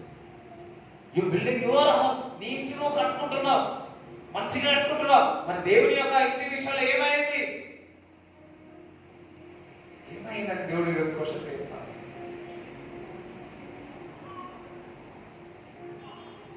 హల్లెలూయా, థ్యాంక్ గాడ్. మేము చర్చి కట్టిన తర్వాత, గణేష్ పల్లెది కూడా అయిన తర్వాత దేవుడు మాకు ఇల్లు ఇచ్చాడు. ఒకవేళ ఇల్లు తర్వాత మేము ఇల్లు తర్వాత ఒకవేళ మందిరం కట్టుంటే దేవుడికి మహిమ వచ్చేది కాదేమో, అది మాకు డైజెస్ట్ కూడా కాదు. కానీ ఫస్ట్ మరి 2012 చిన్న మందిరం ఇచ్చున్నాడు, చిన్నది. 6 తర్వాత 6 సంవత్సరాల తర్వాత 12లో ఇది మనం ఓపెన్ చేసినాం. ఇవి ఇంకొక సంవత్సరం అంటే ఇంకా 10 సంవత్సరాలు అవుతాయి. ఇంకా 10 సంవత్సరాలు అవుతాయి. 2012లో చేసినాం, 19లో ఈ ఇల్లు ఇచ్చినాడు దేవుడు, 20లో అక్కడ ఇల్లు ఇచ్చినాడు. హల్లెలూయా, దేవుడికి స్తోత్రం చెప్తారా? దేవుడికి స్తోత్రం చెప్తారా? హల్లెలూయా. అనుకుంటుండొచ్చు, దగ్గర ఓపిక పట్టాల్సి వస్తుంది. ఓపిక పట్టాలా అన్నాడు. వెంటనే అయిందా? ఎన్ని సంవత్సరాలు పెట్టాడు దేవుడు? 6 సంవత్సరాలు అట్టనే పెట్టినాడు. 7 సంవత్సరాలు దేవుడు అట్టనే పెట్టాడు. 8 సంవత్సరాలు. కానీ దేవుడు శ్రేష్ఠుడు అనేది ఇచ్చినాడు. ఆమె ఏమన్నా ఈరోజు మీరు కట్టండి. దేవుడు మీకు ఇచ్చినాడు ఆ అదృష్టం, ఆ అవకాశం మీకు ఇచ్చి ఉన్నాడు. ఆ అవకాశాన్ని సద్వినియోగం చేసుకోండి. Build God's house. అందుకే సొలొమోను దేవుడు మందిరాన్ని కట్టినాడు మొదటిగా. దాని తర్వాత తన ఇల్లును చాలా మంచిగా దేవుడు కట్టి ఉన్నాడు. Double construction. మీరు సొంత సొంత సొంత ఎన్నో ఖర్చు చేస్తా ఉన్నారు. చూస్తే కొంతమంది ఖర్చులు చికెన్ మటన్కే జీవితంగా అయిపోతుంది, మొత్తం దానికే అయిపోతుంది. కానీ దేవుడికి ఇవ్వడానికి మాత్రము, దేవుడు మందిరాన్ని కట్టడానికి ఇవ్వడానికి మాత్రము అస్సలు రాదు.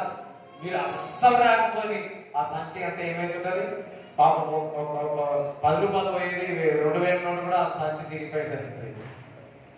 అది దేవుడు బిడ్డలు అర్థం చేసుకోలేకపోతారు. దేవుడు బిడ్డలు అర్థం చేసుకోలేకపోతారు. ఎంతమందికి అర్థమవుతుంది? ఎంతమందికి అర్థమవుతుంది? సైలెంట్ ఉంటారు నాకు తెలుసు, చేయి కూడా ఎత్తలేదు తెలుసు.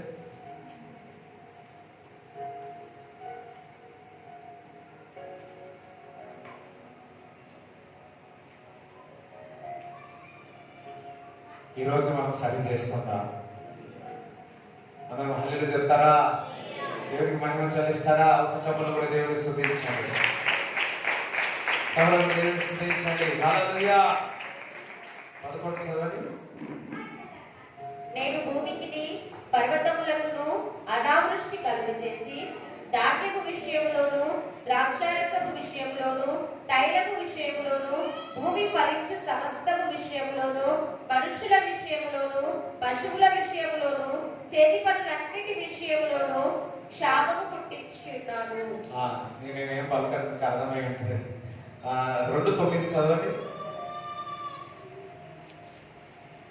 ఈ కడవరి మందిరం యొక్క మహిమ 2:4 చదువు. అయినను యెహోవా ఆజ్ఞయించినదేమనగా, జెరుబ్బాబెలు ధైర్యము తెచ్చుకోము, ప్రధాన యాజకుడకు యెహోజాదాకు కుమారుడవైన యెహోషువ ధైర్యము తెచ్చుకోము, దేశంలో ఉన్న సమస్త జనులారా ధైర్యము తెచ్చుకొని పని జరిగించుడి, నేను మీకు తోడుగా ఉన్నాను. అదే పని జరిగించే దేవుడు మీకు తోడుగా ఉన్నాడు. 1:13 చదవండి. అప్పుడు యెహోవా దూతయైన హగ్గయి యెహోవా తెలియజేసిన వార్తను బట్టి జనులకు ప్రకటించినదేమనగా, నేను మీకు తోడుగా ఉన్నాను. ఇదే యెహోవా వాక్కు. ఆమేన్. హల్లెలూయా. చూడండి, దేవుని ప్రజలు తిరిగి వచ్చిన ఎడల, ఎవరైతే దేవుడి దగ్గర తిరిగి వచ్చిన ఎడల దేవుడు సంతోషిస్తున్నాడు. ఇశ్రాయేలు ప్రజలు తిరిగి వచ్చిన ఎడల దేవుడు కార్యాలు చేస్తాడు. ఈరోజు వేటి విషయాల్లో దేవుడు మాట్లాడి దేవుడు ఎదుకు వస్తే దేవుడు ఈరోజు రెండంతలుగా దేవుడు మీకు ఇస్తాడు. అందుకే 125 కీర్తనలో ఉంటుంది చూడండి, 136.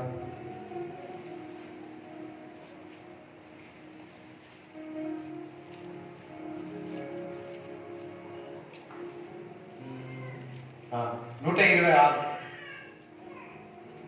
సియోనుకు తిరిగి వచ్చిన వారికి యెహోవా చెరలో నుండి రప్పించినప్పుడు మనము కలగలిన వారి వలె ఉంటిమి. మన నోటి నిండా నవ్వుండెను. హల్లెలూయా. ఎప్పుడైతే తిరిగి వస్తే, ఇశ్రాయేలు ప్రజలు తిరిగి వస్తే, దేవుడి బిడ్డలు తిరిగి వచ్చి దేవుడి మందిరాన్ని కట్టడకు ముందుకు వస్తే వాటి నోటి నిండా నవ్వుంటదంట. సరే వద్దులే, నా నోటి నిండనే ఉండడు కదా. మన నాలుక ఆనందగానముతో నిండి ఉండెను. ఈ రోజు మన నాలుకంతా ఆనందగానముగా ఉండును గాక. అప్పుడు యెహోవా వీరి కొరకు గొప్ప కార్యములు చేసేదని అన్యజనులు చెప్పుకొనిరి. మరి తిరిగి వచ్చినప్పుడు యెహోవా వీరి కొరకు మన కొరకు గొప్ప కార్యాలు చేయను గాక. ఈ రోజు దేవుడు మనల్ని అభిషేకిస్తా ఉన్నాడు. ఆ అభిషేకం ద్వారా దేవుడు మన జీవితంలో గొప్ప కార్యాలు చేయను గాక. యెహోవా మన కొరకు గొప్ప కార్యములు చేసి ఉన్నాడు. ఎంతమంది నమ్మిన వారు హల్లెలూయా చేస్తారని నమ్మిన వారు హల్లెలూయా చెప్పండి. మనము సంతోషభరితులమైతిమి. దక్షిణ దేశంలో ప్రవాహములు పారునట్లుగా యెహోవా చెరపట్టబడిన మా వారిని రప్పించుము. కన్నీళ్లు విడుచుచు విత్తువారు సంతోషగానముతో పంట కోసెదరు. రైట్, కన్నీటితో విత్తి ఉన్నారు, సంతోషగానంతో పంట కోస్తారంట. సంతోషగానంతో పంట కోయలేరు గాక. ఎందుకు? తిరిగి వచ్చిన వారు. హల్లెలూయా. ఇప్పుడు ఏలియా అహాబుకు ఎందుకు చెప్పాడంటే, ఇశ్రాయేలు ప్రజలందరూ తిరిగి రావాలి, సమాధానముతో, సంతోషముతో, ఆనందముతో, సమృద్ధిగా ఉండాలని మరి అహాబుతో మరి ఏలియా చెప్పాడంటూ చూస్తా ఉన్నాం. హల్లెలూయా. పిక్కెడు చదవడం, పిడికెడు విత్తనములు చేతపట్టుకొని ఏడ్చుచూ పోవు విత్తువాడు సంతోషగానం చేయుచు పనలు కోసుకొని వచ్చును. కొంచెం కొంచెం విత్తువాడు ఏం చేస్తాడు? సంతోషగానం చేయుచు పనులు మోసుకొని వెళ్తాడు. ఇక్కడేమో ఇందాక చదివిందేమో ఎంత విత్తనం వేసినా ఎంత విత్తనం వేసినా కొంచెమే పంట. ఇక్కడ ఏడుస్తూ కొద్దిగా వేసినప్పటికీ పంట మాత్రము విస్తారముగా కోయెదరు గాక. విస్తారముగా కోయెదరు గాక.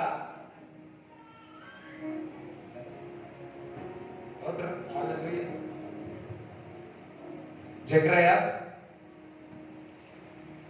8వ అధ్యాయము 12వ వచనం. 8:12 చదువు. సమాధాన సూచకమైన ద్రాక్ష చెట్లు ఫలమిచ్చును, భూమి పండును. చూడండి, భూమి పండును. దట్ ఇంగ్లీష్ బైబిల్ ఏంటంటే the seed shall be prosperous. నీ విత్తనము వర్ధిల్లుతుంది. ఎవరు చెప్తున్నారు మనకి? మీ విత్తనము వర్ధిల్లుతుంది. మీ విత్తనము వర్ధిల్లుతుంది. సరే, చూడండి, మీ మీద వలికినప్పుడు మీ ఏ రెస్పాన్స్ లేకపోతే, మీరు రెడీ లేకపోతే అవన్నీ నాకే వస్తాయి. స్తోత్రం. నేనే చెప్పుకుంటే ఇక మీరు రెడీ లేదు. కొంతమంది చూస్తా ఉన్నారు, అమ్మో ఇట్లా సంచులన్నీ రెడీ అయిపోయినాయి, మీరు ఇట్లా ఉన్నారు, ఆ సంచి కూడా ఉండదు. జాగ్రత్త, సంచి కూడా దొరకదు. అందుకే బ్యాంకులు, సిండికేట్ బ్యాంకు, కెనరా బ్యాంక్ అవుతుంది, ఆంధ్ర బ్యాంకు, ఏ బ్యాంక్ అవుతుంది, ఇంకొక బ్యాంక్ అవుతుంది. ఇవన్నీ బ్యాంకులు ఉండవు. రాబోయే దినాలు ఏ బ్యాంకు సంచిలే ఉండవు. సంచి అంటే బ్యాంకు. అర్థమైందా? చూడండి, రాబోయే దినాల్లో ఇప్పుడు అన్ని బ్యాంక్స్ అన్ని పెరిగిపోయి, మళ్ళీ ఇప్పుడు ఏమైతుంది? మర్జింగ్ అవుతుంది. లాస్ట్ కొంచెం ఒకే బ్యాంక్ ఉంటుంది. ఇండియాలో ఒకే బ్యాంక్ ఉంటుంది. లాస్ట్ కొంచెం ఏమైతుంది తెలుసా? ఓల్డ్ ప్రపంచం అంతా ఒకే బ్యాంక్ ఉంటుంది. One gold, one bank. Ruling ఉంటే ఒకటే బ్యాంక్ ఉంటుంది, ఓల్డ్ బ్యాంక్ ఒకటే ఉంటుంది. అది రాబోతుంది, తొందరలో రాబోతుంది. జాగ్రత్త. నీ సంచి బ్యాంకులో నింపుకుంటావా, దేవుడి సంచిలో నింపుకుంటావా, మీ ఇష్టం. సరే సరే. మీ విత్తనము వర్ధిల్లును గాక. ఆమె ఇంట్లో ఎప్పుడైనా మేలుకు వస్తుంది కొందరికి. స్తోత్రం. మీ విత్తనం మేలుకొనును గాక. మీ ద్రాక్షారసం పంట ఫలం వచ్చును గాక. ఎవరికి మాటలు అనేది నీకే. స్తోత్రం. హల్లెలూయా. మరలా చదువురారు. సమాధాన సూచకమైన సమాధానకరమైన సూచనకరమైన ద్రాక్ష చెట్లు ఫలమిచ్చును. ఈ రోజు దేవుడు అభిషేకించిన తర్వాత మీరు సమాధానకర విషయాలు దేవుడు మీకు బయలుపరుస్తాడు. మీ మీ యొక్క చేతి పని సమాధానకరంగా ఉండను గాక. మీరు ఇంకా మళ్ళీ ఎట్లా రావాలా? ఫస్ట్ సర్వీస్ లో ఆమె అన్నారు పొందుకొని వెళ్ళిపోయారు. మీరు సెకండ్ సర్వీస్ లో ఎట్లా కొందరు ఉన్నారు, అందరు కాదు, కొందరు ఆమె అంటారు, మళ్ళీ అంటున్నారు. స్తోత్రం. ఫస్ట్ సర్వీస్ లో అందరు అన్నారు, ఇక్కడ కొంతమంది అంటున్నారు, కొంతమంది అంటలేదు. ఇప్పుడు మనకు ఫస్ట్ సర్వీస్ సెకండ్ సర్వీస్ ఓటి ఎవరు గెలుస్తారో చూస్తా. 1 2 3. మీ సమాధానకర్త వార్త మీరు వినగలుగాక. మీరే గెలిచి. స్తోత్రం. ఒకసారి మీరు మీరే చెప్పలు పెట్టుకోండి.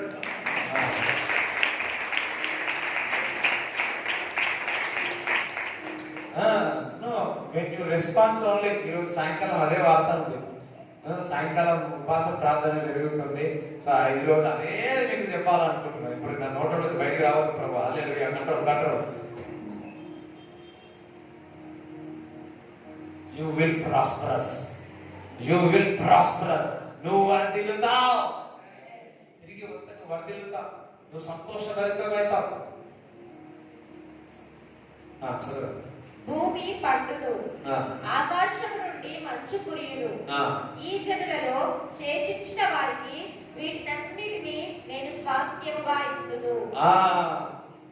ఇప్పుడు ఏలియాకు ఏం చెప్తున్నాడు? మళ్ళా దాని తర్వాత వర్షం పడుతుంది అన్నాడు, పడ్డది కదా. మళ్ళా మంచు పడుతుంది అన్నాడు, పడ్డది కదా. అదే దేవుడి తట్టు తిరిగితే వర్షం పడుతుంది, మంచు పడుతుంది. నీవు దేవుడి బిడ్డలు టేకర్గా ఉంటావు, నువ్వు టేక్ ఓవర్గా ఉంటావు. ఇక్కడ నువ్వు శాసిస్తావు, దేవుడి బిడ్డలు శాసిస్తారు. అదొకసారి దేవుడికి స్తోత్రం చెప్తారా? యూనో నేను ఫస్ట్ టైం ఫ్లైట్ ఇంకా ఎక్కలేదు. ఇంకా ఉండి అక్కడ అంత కొత్తనే. సో మేము పోయిందే లేదు. అది ఒక పెద్ద డ్రామా. మస్తు టెన్షన్లో పోయినాం. సో ఎట్లా పోవాలో కూడా తెలియదు. ఆ సెక్యూరిటీ ఉంటే సెక్యూరిటీ మధ్యలో కూడా పోయినాం. ఒక పతానే ఏమంటే మా పతానే అంటే లోపలికి వెళ్ళిపోయాం. అలా వెళ్ళిన తర్వాత ఫ్లైట్ మిస్ అయితే అనుకున్నాం. ఫస్ట్ టైం మిస్ కాలేదు. అదే మేము ఇద్దరు డిస్కస్ చేసినాం. ఏం డిస్కషన్ చేసినా తెలుసా? ఇంకా ఫ్లైట్ కూడా ఎక్కలేదు. ఒక డిస్కస్ చేసినాం. ఏమో తెలుసు, ఈ ఫ్లైట్ బిజినెస్ చేస్తే ఎంత ఖర్చు అవుతుందని క్యాలిక్యులేట్ చేసి 5,000 కోట్లు. సరే అనుకున్నాను. పైన కూర్చున్నాం. నాకు భయం అయిందే. అట్లా వచ్చినాక అనుకున్నా, దిగినాక అనుకున్నా మా ఫ్రెండ్ ఉంటే ఎట్లుందంటే వస్తుంది అనుకో, ఆయన కూడా వస్తా అనుకున్నాడు. మనసులో అనుకున్నా. ఎందుకంటే ఆ ఎక్కినప్పుడు కడుపులో పేగులన్నీ పీకినట్టు అయింది. కడుపులో నుంచి ఏదో పోయినట్టు, తిండినంత బయటకు పోయినట్టు కడుపులో అట్లా ఉండే. భయం ఉండే. దిగినాక మళ్ళీ ఒకసారి మనసులో ఏమనుకున్నా తెలుసా? అమ్మో ఇంకొకసారి ఫ్లైట్ ఎక్కువ. అదొకటి అంటున్నా. ఇంకొకటి అంటున్నా, అమ్మో ఈ బిజినెస్ అంతా పాడవుతున్నాయి, ఇంత ఘోరంగా ఉంది అనుకున్నా. హల్లెలూయా. కానీ మేము ఇంకా ఎక్కక ముందుకే మేము టేకర్గా కాదు, మనం దేవుడి బిడ్డలం. టేక్ ఓవర్గా ఉండాలా, శాసించే విధంగా ఉండాలా. నేను శాసించే విధంగా ఉండాలి అని, నేను పరిపాలించే విధంగా ఉండాలి అని. నేను ఒక కంపెనీలో జాబ్ కొరకు ప్రార్థిస్తున్నాయేమో కానీ లేదు, ఒక కంపెనీని టేక్ ఓవర్ చేసే విధంగా నేను ఆశీర్వదించు ప్రభు అని దేవుడు అడగాల. ఒక స్కూల్లో జాబ్ దొరుకుతుందని అడుగుతున్నావేమో, ఆ స్కూల్ని యజమానిగా నన్ను టేక్ ఓవర్ చేసే విధంగా ప్రార్థన చేయాలా. హల్లెలూయా. పొలంలో పని చేస్తున్నావేమో, ఆ పొలంలోని టేక్ ఓవర్ చేసే విధంగా డబ్బులు ఏ ప్రభా ఆ పొలంలో కొంటానన్నారా. We are the take over. దేవుడు మనల్ని శాసించడానికి పెట్టి ఉన్నాడు. We are the dominion on the earth. Hallelujah. ఈరోజు ఏటి విషయాలు మన జీవితంలో పోగొట్టుకున్నామో దేవుడు ఈరోజు అభిషేకించి తిరిగి ఇవ్వబోతున్నాడు. రిస్టోరేషన్ అనండి, రిస్టోరేషన్ అనండి.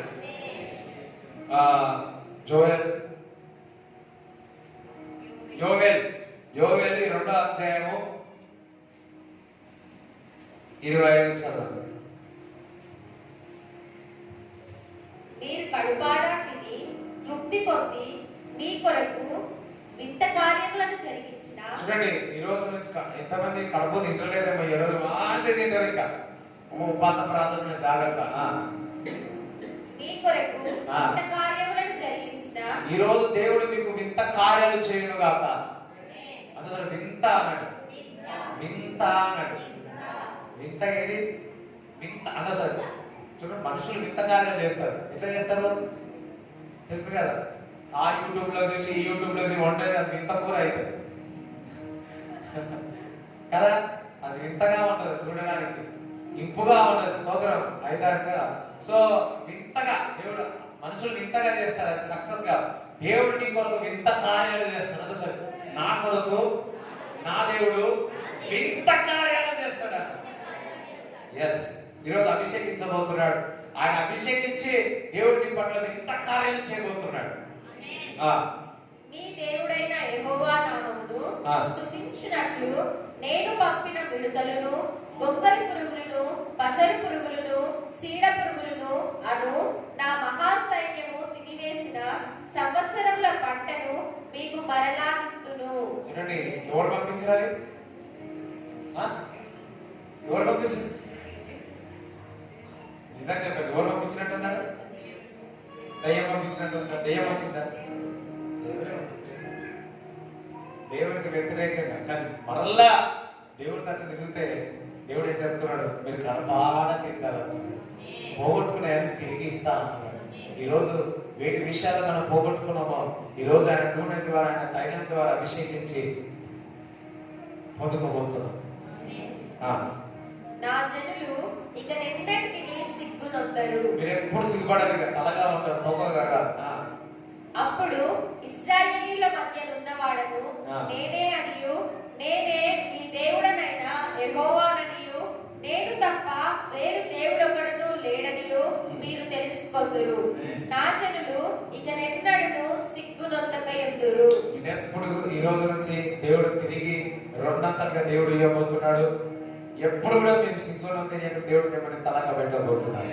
అందరూ నిలబడాలి, అందరూ నిలబడాలి. Just praise to God. వర్ధిల్లేదేమో పాడదాం, పాట పాడదాం. రెడీగా ఉన్నాడు, సిద్ధంగా ఉన్నాడు. ప్రభా, నేను పోగొట్టుకున్నాను. మరి ఈ వేటి విషయంలో దేవుడి తట్టు నుంచి దూరం వెళ్ళిపోయామో మళ్ళా తిరిగి రండి, దేవుడి దగ్గర క్షమాపణ అడగండి. మరి మీ యొక్క సొంత ఇంటిని కట్టుకుంటున్నారు, ఈరోజు జ్ఞాపకం చేస్తున్నాడు. నా ఇంటిని కట్టమని చెప్తున్నాడు, నా మందిరాన్ని కట్టాలని చెప్తా ఉన్నాడు. నీ యొక్క సొంత పని కొరకు ప్రయాసపడతా ఉన్నారు, కానీ దేవుని కొరకు, దేవుని మందిరాన్ని కొరకు ప్రయాసపడతలేదు. సో ఒకసారి చిన్న ప్రార్థన, ఈరోజు మాట్లాడిన మాటలన్నీ ఒకసారి జ్ఞాపకం చేసుకోండి, ప్రార్థన చేసుకోండి.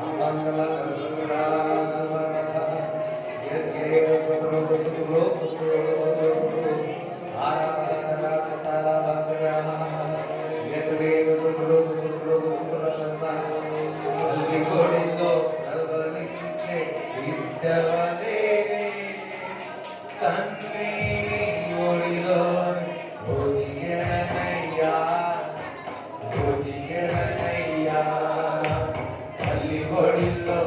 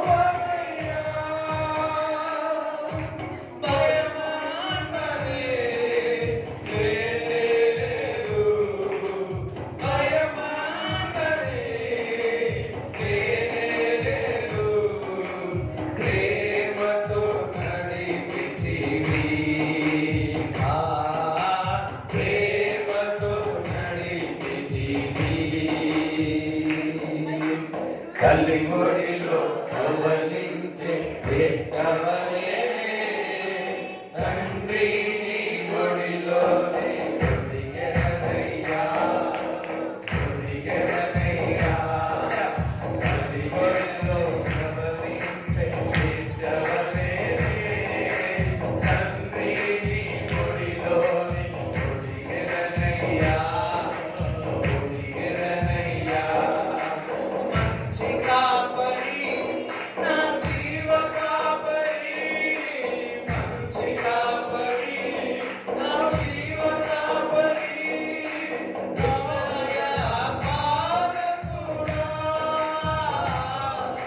హృదయ పాలకుడా. ఆహారమై వచ్చితివా, ఆహారమై వచ్చితివా, ఆత్మలో కలసితివా, ఆత్మలో కలసితివా, ఆత్మలో కలసితివా, ఆత్మలో కలసితివా. తల్లి ఒడిలో ప్రవహించే బిడ్డవలే తండ్రి నీ ఒడిలోనే ఒదిగెదనయ్యా, ఒదిగెదనయ్యా, ఒదిగెదనయ్యా. ప్రభువా నీకు వందనాలు. మీ కానుకలు మీ దశ భాగాలు చేతులు పట్టుకొని ప్రార్థన చేస్తాను. ప్రభువా వచ్చిన దాని అంతా కూడా బ్లెస్ చేయమని ఆశీర్వదించమని ప్రార్థన చేయించున్నాము తండ్రి. వచ్చిన వాళ్ళందరూ ప్రభా మీరు అభిషేకించున్నారు, వారిలో ఉన్నది ఆ హెవీనెస్ కానీ వారిలో ఉన్న ప్రతిది కూడా బయటికి వచ్చును గాక, వారు ఆశీర్వింపబడాలని ప్రార్థిస్తున్నాం. అదే విధముగా ఎవరైతే అనారోగ్యంలో ఉన్నారో ప్రభా నజరైన యేసు క్రీస్తు నామములో స్వస్థత కలుగును గాక, నజరైన యేసు క్రీస్తు నామములో విడుదల కలుగును గాక అని ప్రార్థిస్తున్నాం తండ్రి. ప్రభువా ఎవరైతే కడుపు నొప్పితో ఉన్నారు ఇప్పుడే దేవుడు స్వస్థపరుస్తా ఉన్నాడు, కడుపు నొప్పితో ఉన్నారు దేవుడు స్వస్థపరుస్తున్నాడు, అల్సర్ నుంచి దేవుడు స్వస్థపరుస్తా ఉన్నాడు, ఆపరేషన్ వేస్తున్నామో క్యాన్సల్ చేస్తా ఉన్నాడు, ఎవ్రీ ఆపరేషన్ క్యాన్సల్ చేస్తున్నాడు. ఎవరు కన్నులు చక్కగా కనబడట్లేదో ఇప్పుడే తేటగా కనబడును గాక, తేటగా కనబడును గాక, ఐ సైట్ నార్మల్ అవును గాక. ఎవరైతే అద్దాలు పెట్టుకుంటున్నారో ఈ రోజున అద్దాలు వాడకూడదు, దేవుడు స్వస్థపరచును గాక. తలలో ఉన్న భారాన్ని తీసే హెడేక్ తీసేయండి. హల్లెలూయా. ఒకరికి దేవుడు ఒక మాట ఇచ్చాడు, డెవలప్. దేవుని ఒక వాక్యాన్ని డెవలప్ చేసుకోండి, ఆ నూనెను అభిషేకంని డెవలప్ చేసుకోండి, దేవుడిని యొక్క తలంతులను డెవలప్ చేసుకోండి. when you develop that way అది దేవుడు అంచలంచలుగా దేవుడిని దీవిస్తాడు, ఆశీర్వదిస్తాడు. దేవుడు నీకు ఏదైతే తలంపు ఇచ్చినాడో అది కష్టపడండి, దాని కొరకు ప్రయాసపడండి, దాని కొరకు రీసెర్చ్ చేయండి, దాని కొరకు ఉపవాసం ఉండి ప్రార్థన చేయండి, దాన్ని డెవలప్ చేసుకోండి. నీ స్వరమా, నీ ఏ టాలెంట్ అయితే దేవుడు ఇచ్చినాడో దాన్ని మీరు డెవలప్ చేసుకోండి, అది మీరు ఆశీర్వదిస్తానని దేవుడు చెప్తున్నాడు. దేవుడు చెప్తా ఉన్నాడు డెవలప్. అందుకోసారి డెవలప్. హల్లెలూయా. yes Lord, టాలెంట్ డెవలప్ చేయాలి ప్రభా. ఆ మంటని ఏ విధంగా మరి వాళ్ళు డెవలప్ చేసుకుంటారో ప్రభా, మరి పుష్ చేయండి హోలీ స్పిరిట్, వారిని పుష్ చేయండి ప్రభా, వారిని ముందుకు తీసుకెళ్ళమని ప్రార్థన చేయించున్నాము తండ్రి. వారి చేతి పని దీవించండి, ఆశీర్వదించమని నజరేయుడైన యేసుక్రీస్తు నామములో ప్రార్థిస్తున్నాము తండ్రి. తండ్రి యొక్క కుమారుడు పరిశుద్ధాత్మ సహవాసం ఈ కూడి వచ్చిన వాళ్ళందరికీ దేవుడు తోడుగా గాక. యేసు రక్తమే యేసు రక్తమే యేసు నామములో సంపూర్ణమైన విజయం కలుగును గాక.